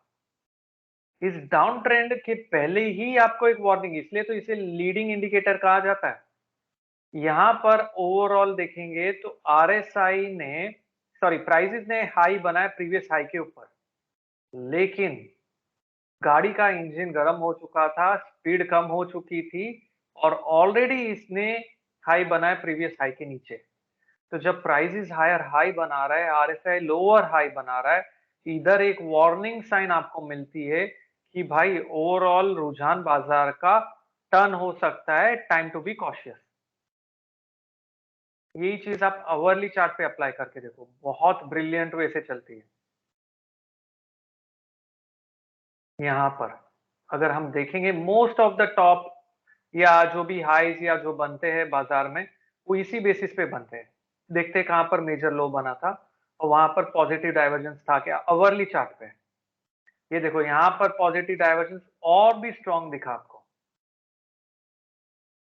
यहाँ पे प्राइसेस ने लोज बनाए और उसी के सामने आरएसआई ने देखो हायर लो। तो बहुत सिंपल टेक्निक है, आप कोई भी डेटा पे जाओ। सिमिलरली अगर आप टॉप भी देखेंगे तो ओवरऑल आपको एक वार्निंग साइन मिल जाती है ये चीजों को देख के। कैसे वार्निंग साइन मिलती है, अगर हम पास्ट के डेटा पे आके देखते हैं, चलिए जहां पे टॉप बना था, यहाँ पे आरएसआई की रीडिंग इधर थी, उसके बाद में प्राइसेस ने हाई बनाया लेकिन आरएसआई की लोअर रीडिंग थी, मतलब बाजार की स्पीड कम हो गई है। और ये चीज आप देख भी पा रहे हैं ना, देखिए यहाँ पे कैसे जा रहा है चार्ट और धीरे धीरे स्पीड कम होती हुई नजर आ रही है। लेकिन आपने खाली उधर ही ट्रेड नहीं करना है, आपको कंफर्मेशन की वेट करना है। तो समझ में क्या आया अभी तक हमने क्या क्या कर लिया? हमने देखा कि मूविंग एवरेज के साथ में प्राइस कंफर्मेशन मिला, लेकिन वो एक लैगिंग इंडिकेटर था। और हमने अभी एक और कंसेप्ट जो अप्लाई किया वो किया आरएसआई का, जो कि एक लीडिंग इंडिकेटर है। बिकॉज इसे हम आरएसआई कहते हैं, सॉरी लीडिंग इंडिकेटर कहते हैं, इसकी वार्निंग सिग्नल आपको पहले ही मिल जाती है। अभी हम एक और चीज पे नजर डालेंगे जो कि है एमएसीडी। ठीक है, मैं वापस से मेरे चार्ट पे जाता हूं, पीपीटी पे, जहां पे मैं आपको एमएसीडी के बारे में बताऊंगा, मूविंग एवरेज कन्वर्जेंस डायवर्जेंस। एक काम करते हैं यहीं पे समझते हैं कि होता क्या है एमएसीडी। अभी मैं डेली चार्ट पे आ गया। आरएसआई तो आप आरएसआई भी अप्लाई कर सकते हैं या एमएसीडी भी अप्लाई कर सकते हैं, सबका अल्टीमेट एम एक ही है कि ओवरऑल आपको सिग्नल देना। ना एमएसीडी इंडिकेटर जो प्लॉट होता है, मूविंग एवरेज कन्वर्जेंस डाइवर्जेंस, तो ये क्या करता है? ये मैं आरएसआई को निकाल देता हूं एक बार और मूविंग एवरेज को देखते हैं। मूविंग एवरेज कन्वर्जेंस डाइवर्जेंस जो इंडिकेटर आप इधर देख रहे हैं, ये बहुत ही इजी इंडिकेटर है। ये करता क्या, इधर आपको दो लाइन दिख रही है, एक रेड लाइन और एक ब्लू लाइन। तो जो रेड लाइन है, ठीक है, वो ब्लू लाइन का एवरेज है। एक काम करता हूं, उसके पहले मैं आपको एक इधर पैरामीटर है जो एमएसीडी पे 12 और 26, 12 और 26 एवरेज चलेगा, आप यूज कर सकते हो। यहां पर जाके मैं एक एवरेज को 12 बना देता हूं, ठीक है, और इस एवरेज को मैं 26 बना देता हूं। इस एवरेज को मैं निकाल देता हूं, ठीक है।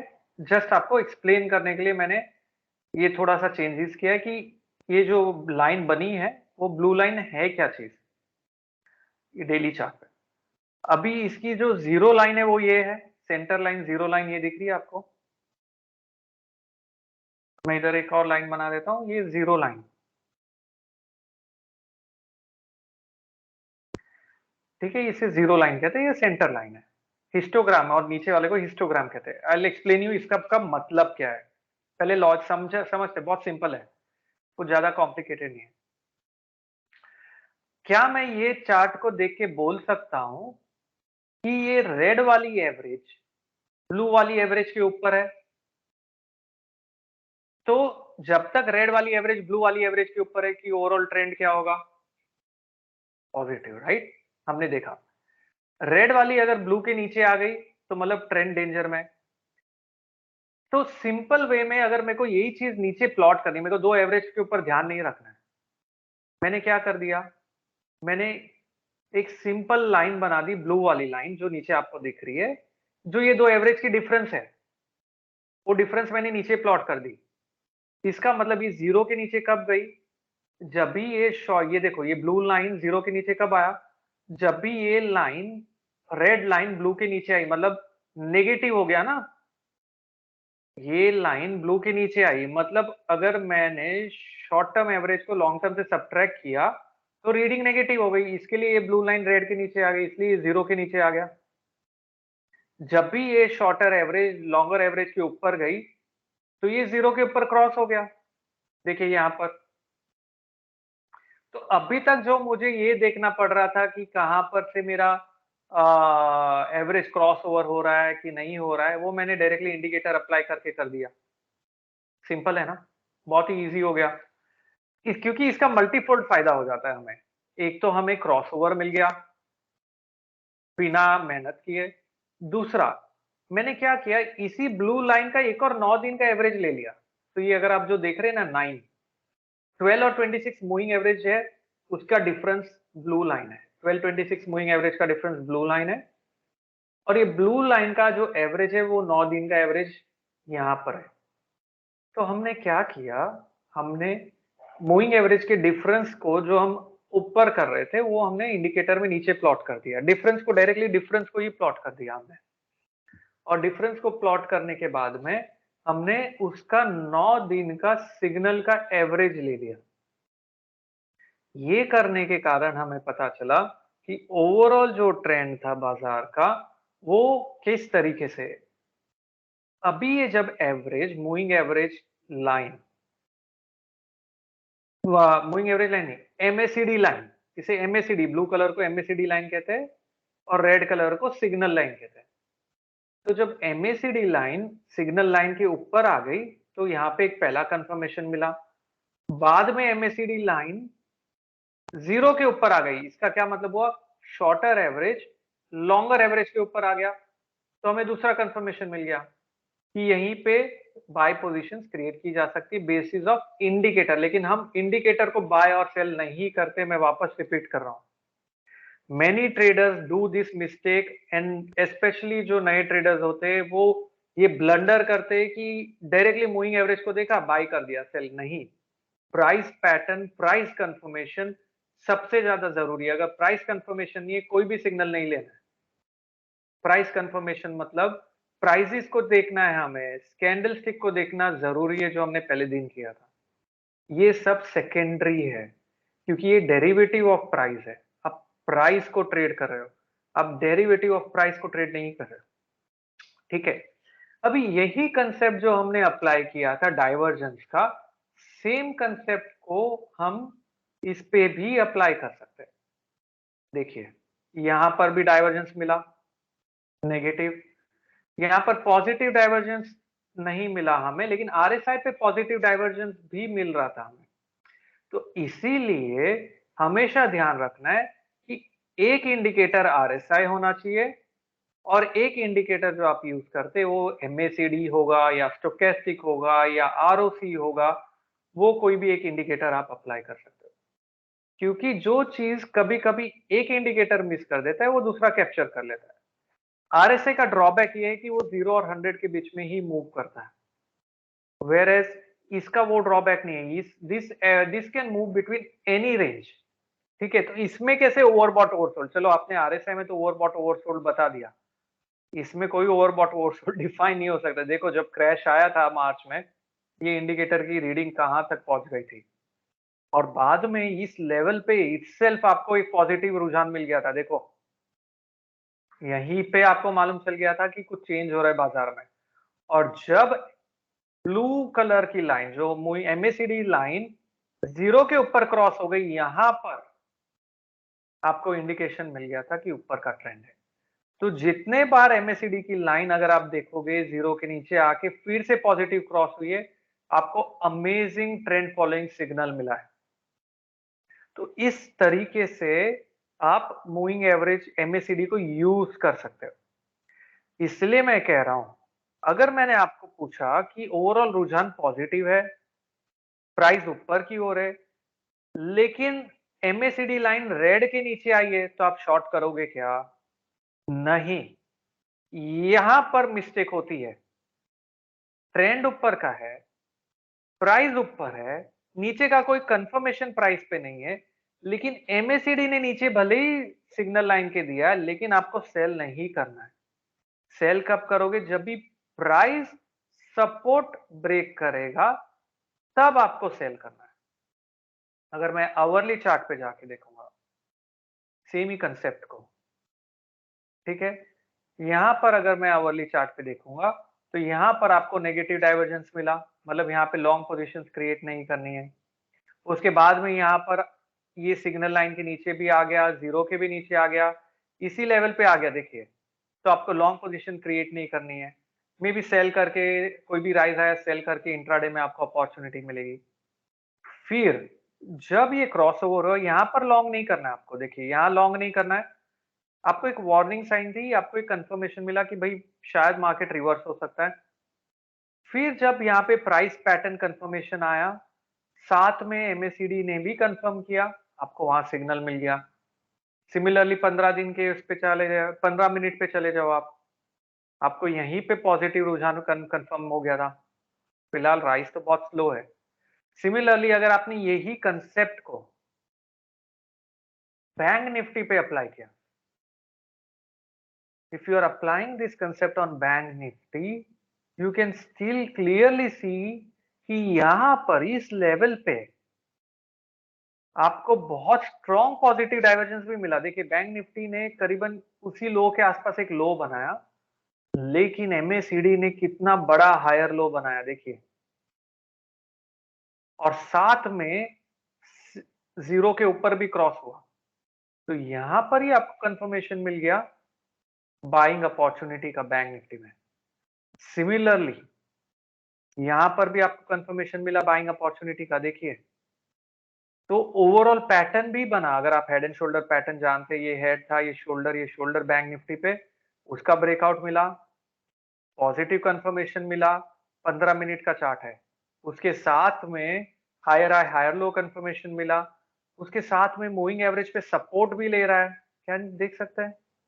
ओवरऑल कैन आई से कि इंडिकेटर से मेरा जो कन्विक्शन था ट्रेड लेने का वो बहुत ड्रास्टिकली बढ़ गया साथ में, लेकिन इंडिकेटर पे बाय सेल नहीं कर रहा, मैं प्राइसेस पे ही बाय और सेल कर रहा हूं।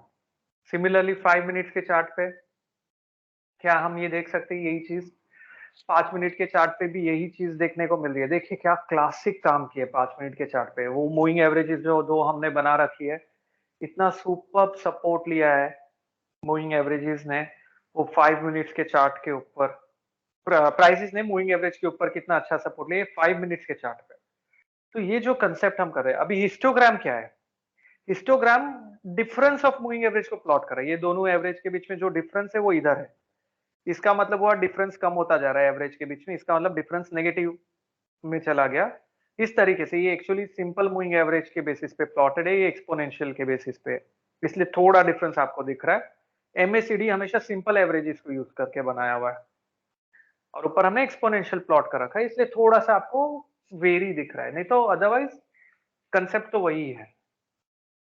तो समझ में आया आपको किस तरीके से एमएसीडी को देखना चाहिए, किस तरीके से इंडिकेटर को देखना चाहिए, साथ में प्राइस पैटर्न तो इंपॉर्टेंट है ही। एक और इंडिकेटर मैं आपको बताना चाहूंगा जिसे कहते हैं rate of change, ROC। Rate of change भी, इसका पैरामीटर मैं फिलहाल तो 20 लूंगा, क्यों 20 लेते वो हम कल के टाइम में डिस्कस करेंगे। साइकिल्स के बेसिस पे पैरामीटर डिराइव करते हैं एक्चुअली। तो रेट ऑफ चेंज इंडिकेटर जो है वो भी सिमिलर है, ये स्लोप मेजर करता है, मार्केट का स्लोप क्या है वो मेजर करता है rate of change indicator. Overall speed क्या है, डिस्टेंस क्या है, तो मोमेंटम क्या है, डिस्टेंस नहीं मोमेंटम मेजर करता है। तो इस इंडिकेटर में भी वही चीज है, जैसे मैंने बताया कि आरएसआई समझ आ गया तो बाकी सब आ जाएगा। ओवरऑल डाइवर्जेंस है कि नहीं है, और पॉजिटिव डाइवर्जेंस है, नेगेटिव डाइवर्जेंस है, मार्केट ओवरबॉट में है कि ओवरसोल्ड में है।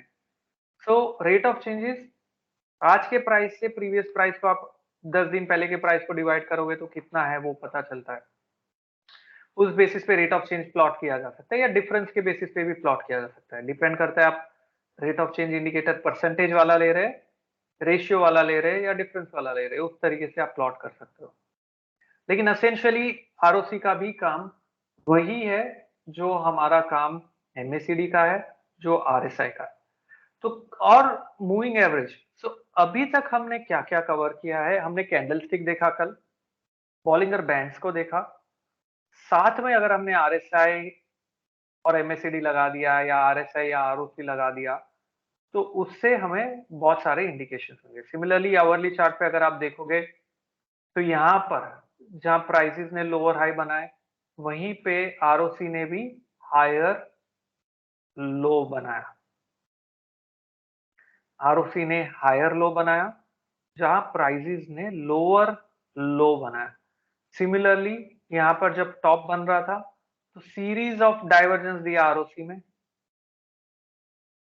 देखो मतलब बाजार की जो स्पीड थी, जो चाल थी, वो वीक थी, वो कंटिन्यूअस पता चल रहा था हमें, और देख के भी पता चल रहा है ना। यहाँ पे देखो ना, जिस स्पीड से ऊपर जा रहा है, स्लो स्लो स्लो स्लो, और उसके बाद डाउन ट्रेंड, स्पीड कम हुई और रिवर्सल हुआ। तो इसी तरीके से अगर हम मल्टीपल टेक्निक्स को कंबाइन करें, एक बहुत ही स्ट्रॉन्ग ट्रेड सेटअप हम बना सकते हैं। अगर हम निफ्टी पे यही चीज को अप्लाई करके देखते हैं, ये बैंक निफ्टी था, निफ्टी के डेली चार्ट पे फिलहाल अगर हम देखेंगे ओवरऑल स्पीड जो निफ्टी की है, ठीक है, ये नीचे थोड़ा सा श्रिंक कर देते हैं। जो निफ्टी की स्पीड है, इधर आप देखेंगे तो स्पीड बाजार की कम हुई है, लेकिन रिवर्स लेना है वो अभी तक कंफर्म नहीं हुआ है। तो स्पीड कम हुई है, लेकिन ओवरबॉट है क्या? नहीं। इधर ओवरबॉट लेवल कौन सा आएगा? एक लाइन ली मैंने, यहां पर एक प्लॉट कर दिया, और एक और लाइन ली, यहां पर एक प्लॉट कर दिया। तो अल्टीमेटली क्वेश्चन होगा कि भाई ट्रेड सेटअप क्या होना चाहिए? तो ट्रेड सेटअप ऐसा होना चाहिए, मैं आवरली चार्ट पे जाऊंगा, मैंने ओवरऑल चार्ट पे देखा कि क्या पैटर्न बन रहा है। यहां पर मैंने देखा कि यहां पर मार्केट गैप अप होके बाउंस बैक हुआ, पॉजिटिव कैंडलस्टिक पैटर्न बना, इसके साथ में मूविंग एवरेज के ऊपर पॉजिटिव कंफर्मेशन आया। तो विच मींस मेरे बाय का ध्यान होना चाहिए ओवरऑल बाजार में। तो इस बेसिस पे मैं ओवरऑल बाइंग कर सकता हूं, अगर मैंने कैंडलस्टिक पैटर्न को कंबाइन किया, साथ में इंडिकेटर को कंबाइन किया, साथ में मूविंग एवरेज को कंबाइन किया। देखिए, और ये सभी टेक्निक को कंबाइन करके हम एक प्रॉपर ट्रेड सेटअप बना सकते हैं। तो कैंडलस्टिक देखना है, कैंडलस्टिक के बाद में इंडिकेटर पे देखना है कि वार्निंग है, और फिर अगर कोई सिग्नल मिल रहा है MACD पे या ROC पे या RSI पे, तो इस तरीके से आपको एक प्रॉपर सिस्टमेटिक ट्रेड लेना है। और यही चीज आप अगर मंथली चार्ट पे अप्लाई करेंगे, तो आप इन्वेस्टमेंट भी कर सकते हैं। तो ट्रेड ही करना जरूरी नहीं है, आप इन्वेस्टमेंट भी इसी चीज को देख के इसी तरीके से कर सकते हैं। तो ये चीजें बहुत ही सिंपल है। मैं वापस से मेरी PPT 2 मिनट, 1 ही मिनट के लिए शेयर करना चाहूंगा। जो हमने देखा MACD का सिग्नलिंग देखा, और इस तरीके से आप ट्रेड डिवाइस कर सकते हैं, रिस्क मैनेजमेंट, मनी मैनेजमेंट, बहुत सारी चीजें जो आप इस प्रकार से ओवरऑल कर सकते हैं बाजार में। तो यही कल की लिंक मैं वापस शेयर करूंगा कि आप अगर कुछ भी क्वेरी है, आप ट्वीट कर सकते हैं। @KYALASHISH मेरा ट्विटर हैंडल है। Telegram channel AK trading Gurukul है, जो आप फॉलो कर सकते हैं। मैं बहुत सारे वेबिनार्स कंडक्ट करते रहता हूं। कल एक हम करने वाले हैं आपके साथ में, सुबह शाम को 5 बजे 2 घंटे का वेबिनार मैं वापस से कैंडलस्टिक और बॉलिंगर बैंड्स पे करने वाला हूँ। तो कुछ भी ये जो एक्सेस आपको चाहिए, तो यहाँ जाके आप रजिस्टर कर सकते हैं, जो कि मैंने कल भी बताया था। सो दैट शायद जिन्होंने रजिस्टर किया उनको लिंक्स मिली होगी व्हाट्सएप पे या ईमेल के थ्रू, मेरे कलीग ने भेजा होगा। नहीं भेजा तो आप प्लीज मुझे बता दीजिए, I will ask them to resend it across. So register here so that you can get access to these learning videos. Learning continued रहनी चाहिए, वो मैं आपको बताना चाहूंगा, और यहाँ से आप वो चीज कर सकते हैं। ये हमारा वेरियस वेज ऑफ कनेक्टिंग है, यहाँ पर आप इस तरीके से फॉलो कर सकते हैं। ठीक है, over to you Shivam ji. I Yes, think sir. Thank you. We are well on time. या perfect perfect. Yes all of you. तो अब जो मैंने बोला था, एक 10 से 15 मिनट में हमारे साथ जुड़े हैं नीलेश गज्जर जी, जो हमारे सॉफ्टवेयर के वेंडर हैं। जो हमारा सॉफ्टवेयर उनके पास से है, तो वो सॉफ्टवेयर में ये इंडिकेटर्स जो आशीष सर ने बताए हैं 2 दिन में, तो वो कहाँ से और कैसे दिखते हैं, वो Nilesh ji will brief us. Over to you Nilesh sir. Good evening, everybody. Just I'm sharing my screen.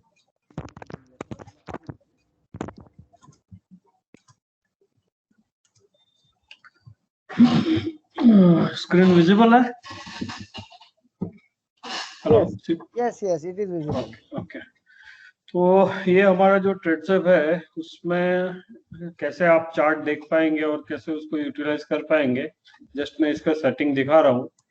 इसमें टूल्स में प्रेफरेंस में जाके व्यू में जाके यहाँ एक चार्ट पे टिक होगी, इसको आप रिमूव कर देना, ठीक है, ताकि आप चार्ट जब भी खोलें कंट्रोल आई या डबल क्लिक से तो आप एस्केप मार के उसको बंद कर सकते हैं, ठीक है। जो भी स्क्रिप्ट पे आपको चार्ट देखना है उस पर आप कंट्रोल आई करेंगे तो बाय डिफॉल्ट एक इंट्राडे का चार्ट खुल जाएगा।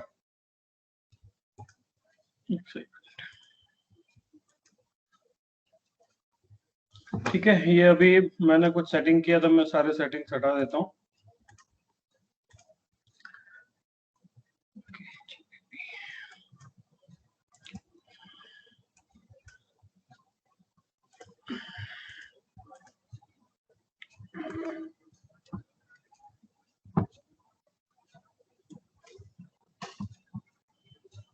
ठीक है, ये हमारे सिस्टम में इंट्राडे के लिए मैक्सिमम 7 डेज 1 मिनट का चार्ट अवेलेबल है। तो आप यहाँ पे टूल्स में प्रेफरेंस में इंट्राडे लुक बैक डेज में आप 7 डेज कर दीजिए और हिस्टोरिकल चार्ट 2 इयर्स का है वो बाय डिफॉल्ट रहने दीजिए।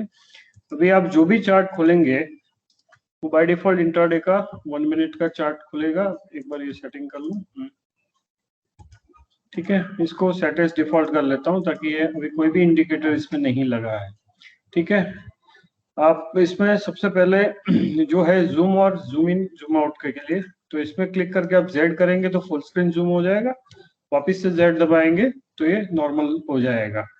इसके बाद आपको जो भी है राइट क्लिक मारेंगे तो उसमें यहाँ टूल बॉक्स है, तो जैसे मैंने ड्राइंग और फिबोनाची है वो दोनों सिलेक्ट करके रख दिए ताकि लेफ्ट एंड राइट पैनल पे ये दोनों मुझे एक्सिस मिल जाए, जिससे हम जो ड्राइंग करते हैं जैसे ट्रेंड लाइन सेट करना है या जो भी आप स्टडीज करते हैं तो इसकी ये लाइंस वगैरह जो है या आप यहाँ पैटर्न बना सकते हैं। तो ये सारे ड्राइंग्स भी आप रख सकते हैं, उसको डिलीट करना है तो सिलेक्ट करके उसको आप डिलीट कर सकते हैं, ठीक है।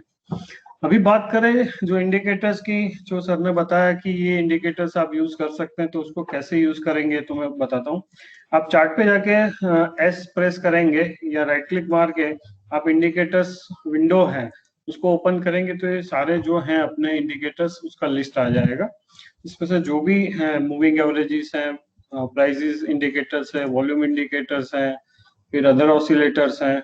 तो इसमें से जो भी आपको समझ में आता है या सर ने जो बताया, जैसे कि एग्जांपल के तौर पे मूविंग एवरेज है, एक्सपोनेंशियल मूविंग एवरेज है, तो अभी हम दोनों का कॉम्बिनेशन प्लॉट करके देखेंगे। तो सबसे पहले बात करते हैं मूविंग एवरेज की।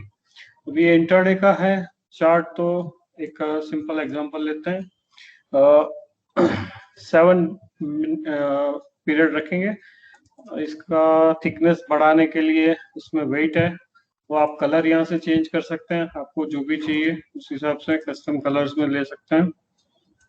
तो ये लाइट ग्रीन में लेता हूँ और इसको प्लॉट प्राइस पे करना है, ठीक है। ये एक, अरे सॉरी, मूविंग एवरेज एक प्लॉट हो गई, कलर गलत ले लिया है, कोई इशू नहीं।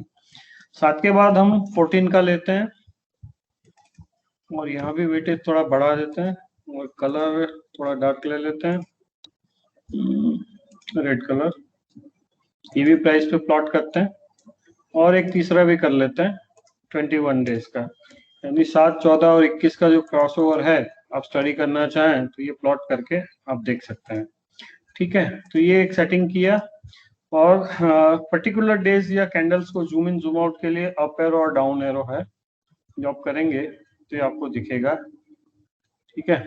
तो ये आप क्रॉसओवर जो हो रही है वो आप यहाँ से देख पाएंगे। अभी मान लीजिए SMS 7 का कलर मुझे सेट नहीं हो रहा है, यहाँ से जाके मैं डिलीट में जाके 7 को डिलीट कर देता हूँ और वापस से 7 में एक बार फिर से दूसरे कलर में ऐड कर देता हूँ,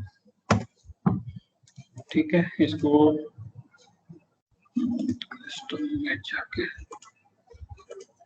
ये मुझे पता चलेगा कि अभी ये कहाँ कहाँ ब्रेक क्रॉसओवर्स वगैरह जो चेक करना है आपको, तो ये आप यहाँ से कर सकते हैं। ये जो भी सेटिंग आप कर लें एक बार, उसके बाद आपको चार्ट पे राइट क्लिक मार के सेट एज डिफॉल्ट कर देना है, ताकि आप जो भी चार्ट नेक्स्ट टाइम खोलेंगे तो वो आपने जो भी पैरामीटर्स या इंडिकेटर सेट किए हैं वो एज इट इज खुले। अभी बाकी के दो जो ऑसिलेटर्स जो प्लॉट करने हैं, ये हमने सिंपल मूविंग एवरेज या एक्सपोनेंशियल, आप जो भी करना चाहें वो कर सकते हैं। अभी मैं सबसे पहले RSI प्लॉट कर रहा हूँ। तो RSI में जाके आप ये सिलेक्ट करेंगे तो सबसे पहले सिलेक्शन आएगा कि आपका पीरियड्स कौन सा लेना है। बाय डिफॉल्ट जो ग्लोबल है 14 वो हमने दिया हुआ ही है, आप वो चेंज कर सकते हैं, कलर वगैरह चेंज कर सकते हैं। इसके बाद में कस्टम लाइन जो आपके रेफरेंस के लिए चाहिए 2080 या 3070, जो भी आप आपकी फॉर्मूलाज हैं उस हिसाब से आप करना चाहें तो यहाँ टाइप करेंगे 30 और 70 और इसको नई पैनल पे आप लेंगे तो ये प्लॉटिंग आपका हो गया। ठीक है, उसमें दूसरी स्क्रिप्ट देखने के लिए आपके पास ड्रैग एंड ड्रॉप का भी ऑप्शन है। निफ्टी को मार्केट वॉच के सिलेक्ट करके आप इसमें डाल देंगे तो ये ऑटोमेटिकली सारे चार्ट्स इसमें आ जाएंगे। इसके बाद दूसरा हम प्लॉट करेंगे मैकडी। मैकडी को आप खोलेंगे तो जैसे शॉर्ट इंटरवल, लॉन्ग इंटरवल और सिग्नल लाइन, तो यहाँ जो पैरामीटर्स आपको चेंज करने हैं, शॉर्ट इंटरवल के लिए 12 है, लॉन्ग इंटरवल के लिए आपका 26 है और सिग्नल लाइन जो है वो 9 की रहेगी जो स्टैंडर्ड है। ये भी न्यू पैनल में हम लोग प्लॉट करेंगे और इसको जब भी आप जूम करेंगे तो ये तीनों की वैल्यू जो है आप एक साथ कंबाइन देख पाएंगे। करेक्ट। और इसको आप जब अलग अलग टाइम फ्रेम में देखना चाहें तो जैसे डी करेंगे तो ये डेली में आ जाएगा, डब्ल्यू करेंगे तो वीकली में आ जाएगा, एम प्रेस करेंगे तो मंथली में आ जाएगा और आई दबाएंगे तो वापस इंट्राडे 1 मिनट में आ जाएगा। और इंट्राडे में बार ड्यूरेशन जो है अलग अलग 1, 3, 5, 10, 15 और 30 और 60 मिनट, तो आप यहाँ से जाके चेंज करेंगे तो ये आप देख सकते हैं। ठीक है, आपका जो भी प्रेफरेंसेस है कि मुझे चार्ट खोले तो 15 मिनट का चाहिए तो 15 मिनट का एक बार ये सेट करने के बाद आप उसको राइट क्लिक मार के सेट एज डिफॉल्ट करेंगे और इसको बंद कर देंगे एस्केप मार के।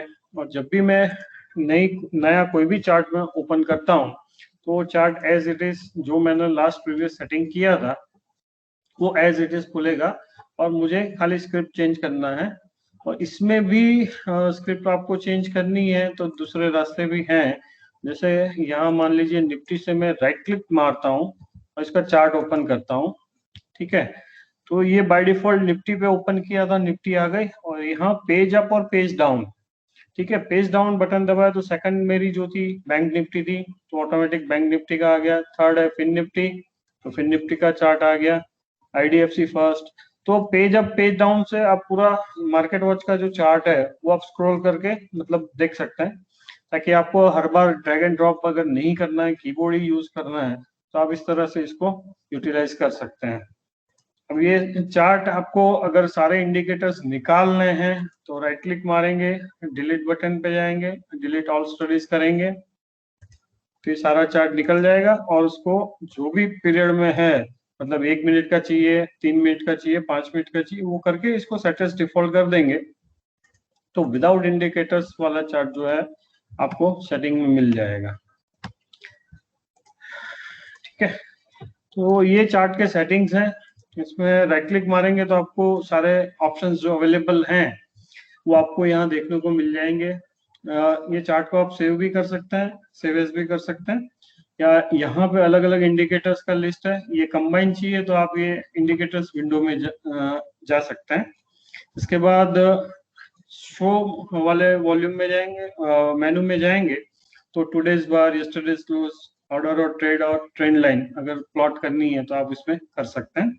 और बार ड्यूरेशन में आप अलग अलग जो ड्यूरेशन है चार्ट का वो आप अपने हिसाब से सेट कर सकते हैं। इसके बाद फुल स्क्रीन तो Z से ही हो जाएगा आपका। ठीक है, इसके अलावा कोई क्वेरी सर, चार्ट प्लॉट करने में या चार्ट इसमें? हाँ, किसी को अगर ट्रेड्सएप रिगार्डिंग कोई क्वेरी है चार्ट बेस्ड, अभी जो सर नीलेश भाई ने हमने शेयर किया उसमें कुछ अगर डाउट लगता है तो आप पूछ सकते हैं। अगर हैंड रेज करेंगे तो हमें दिखेगा।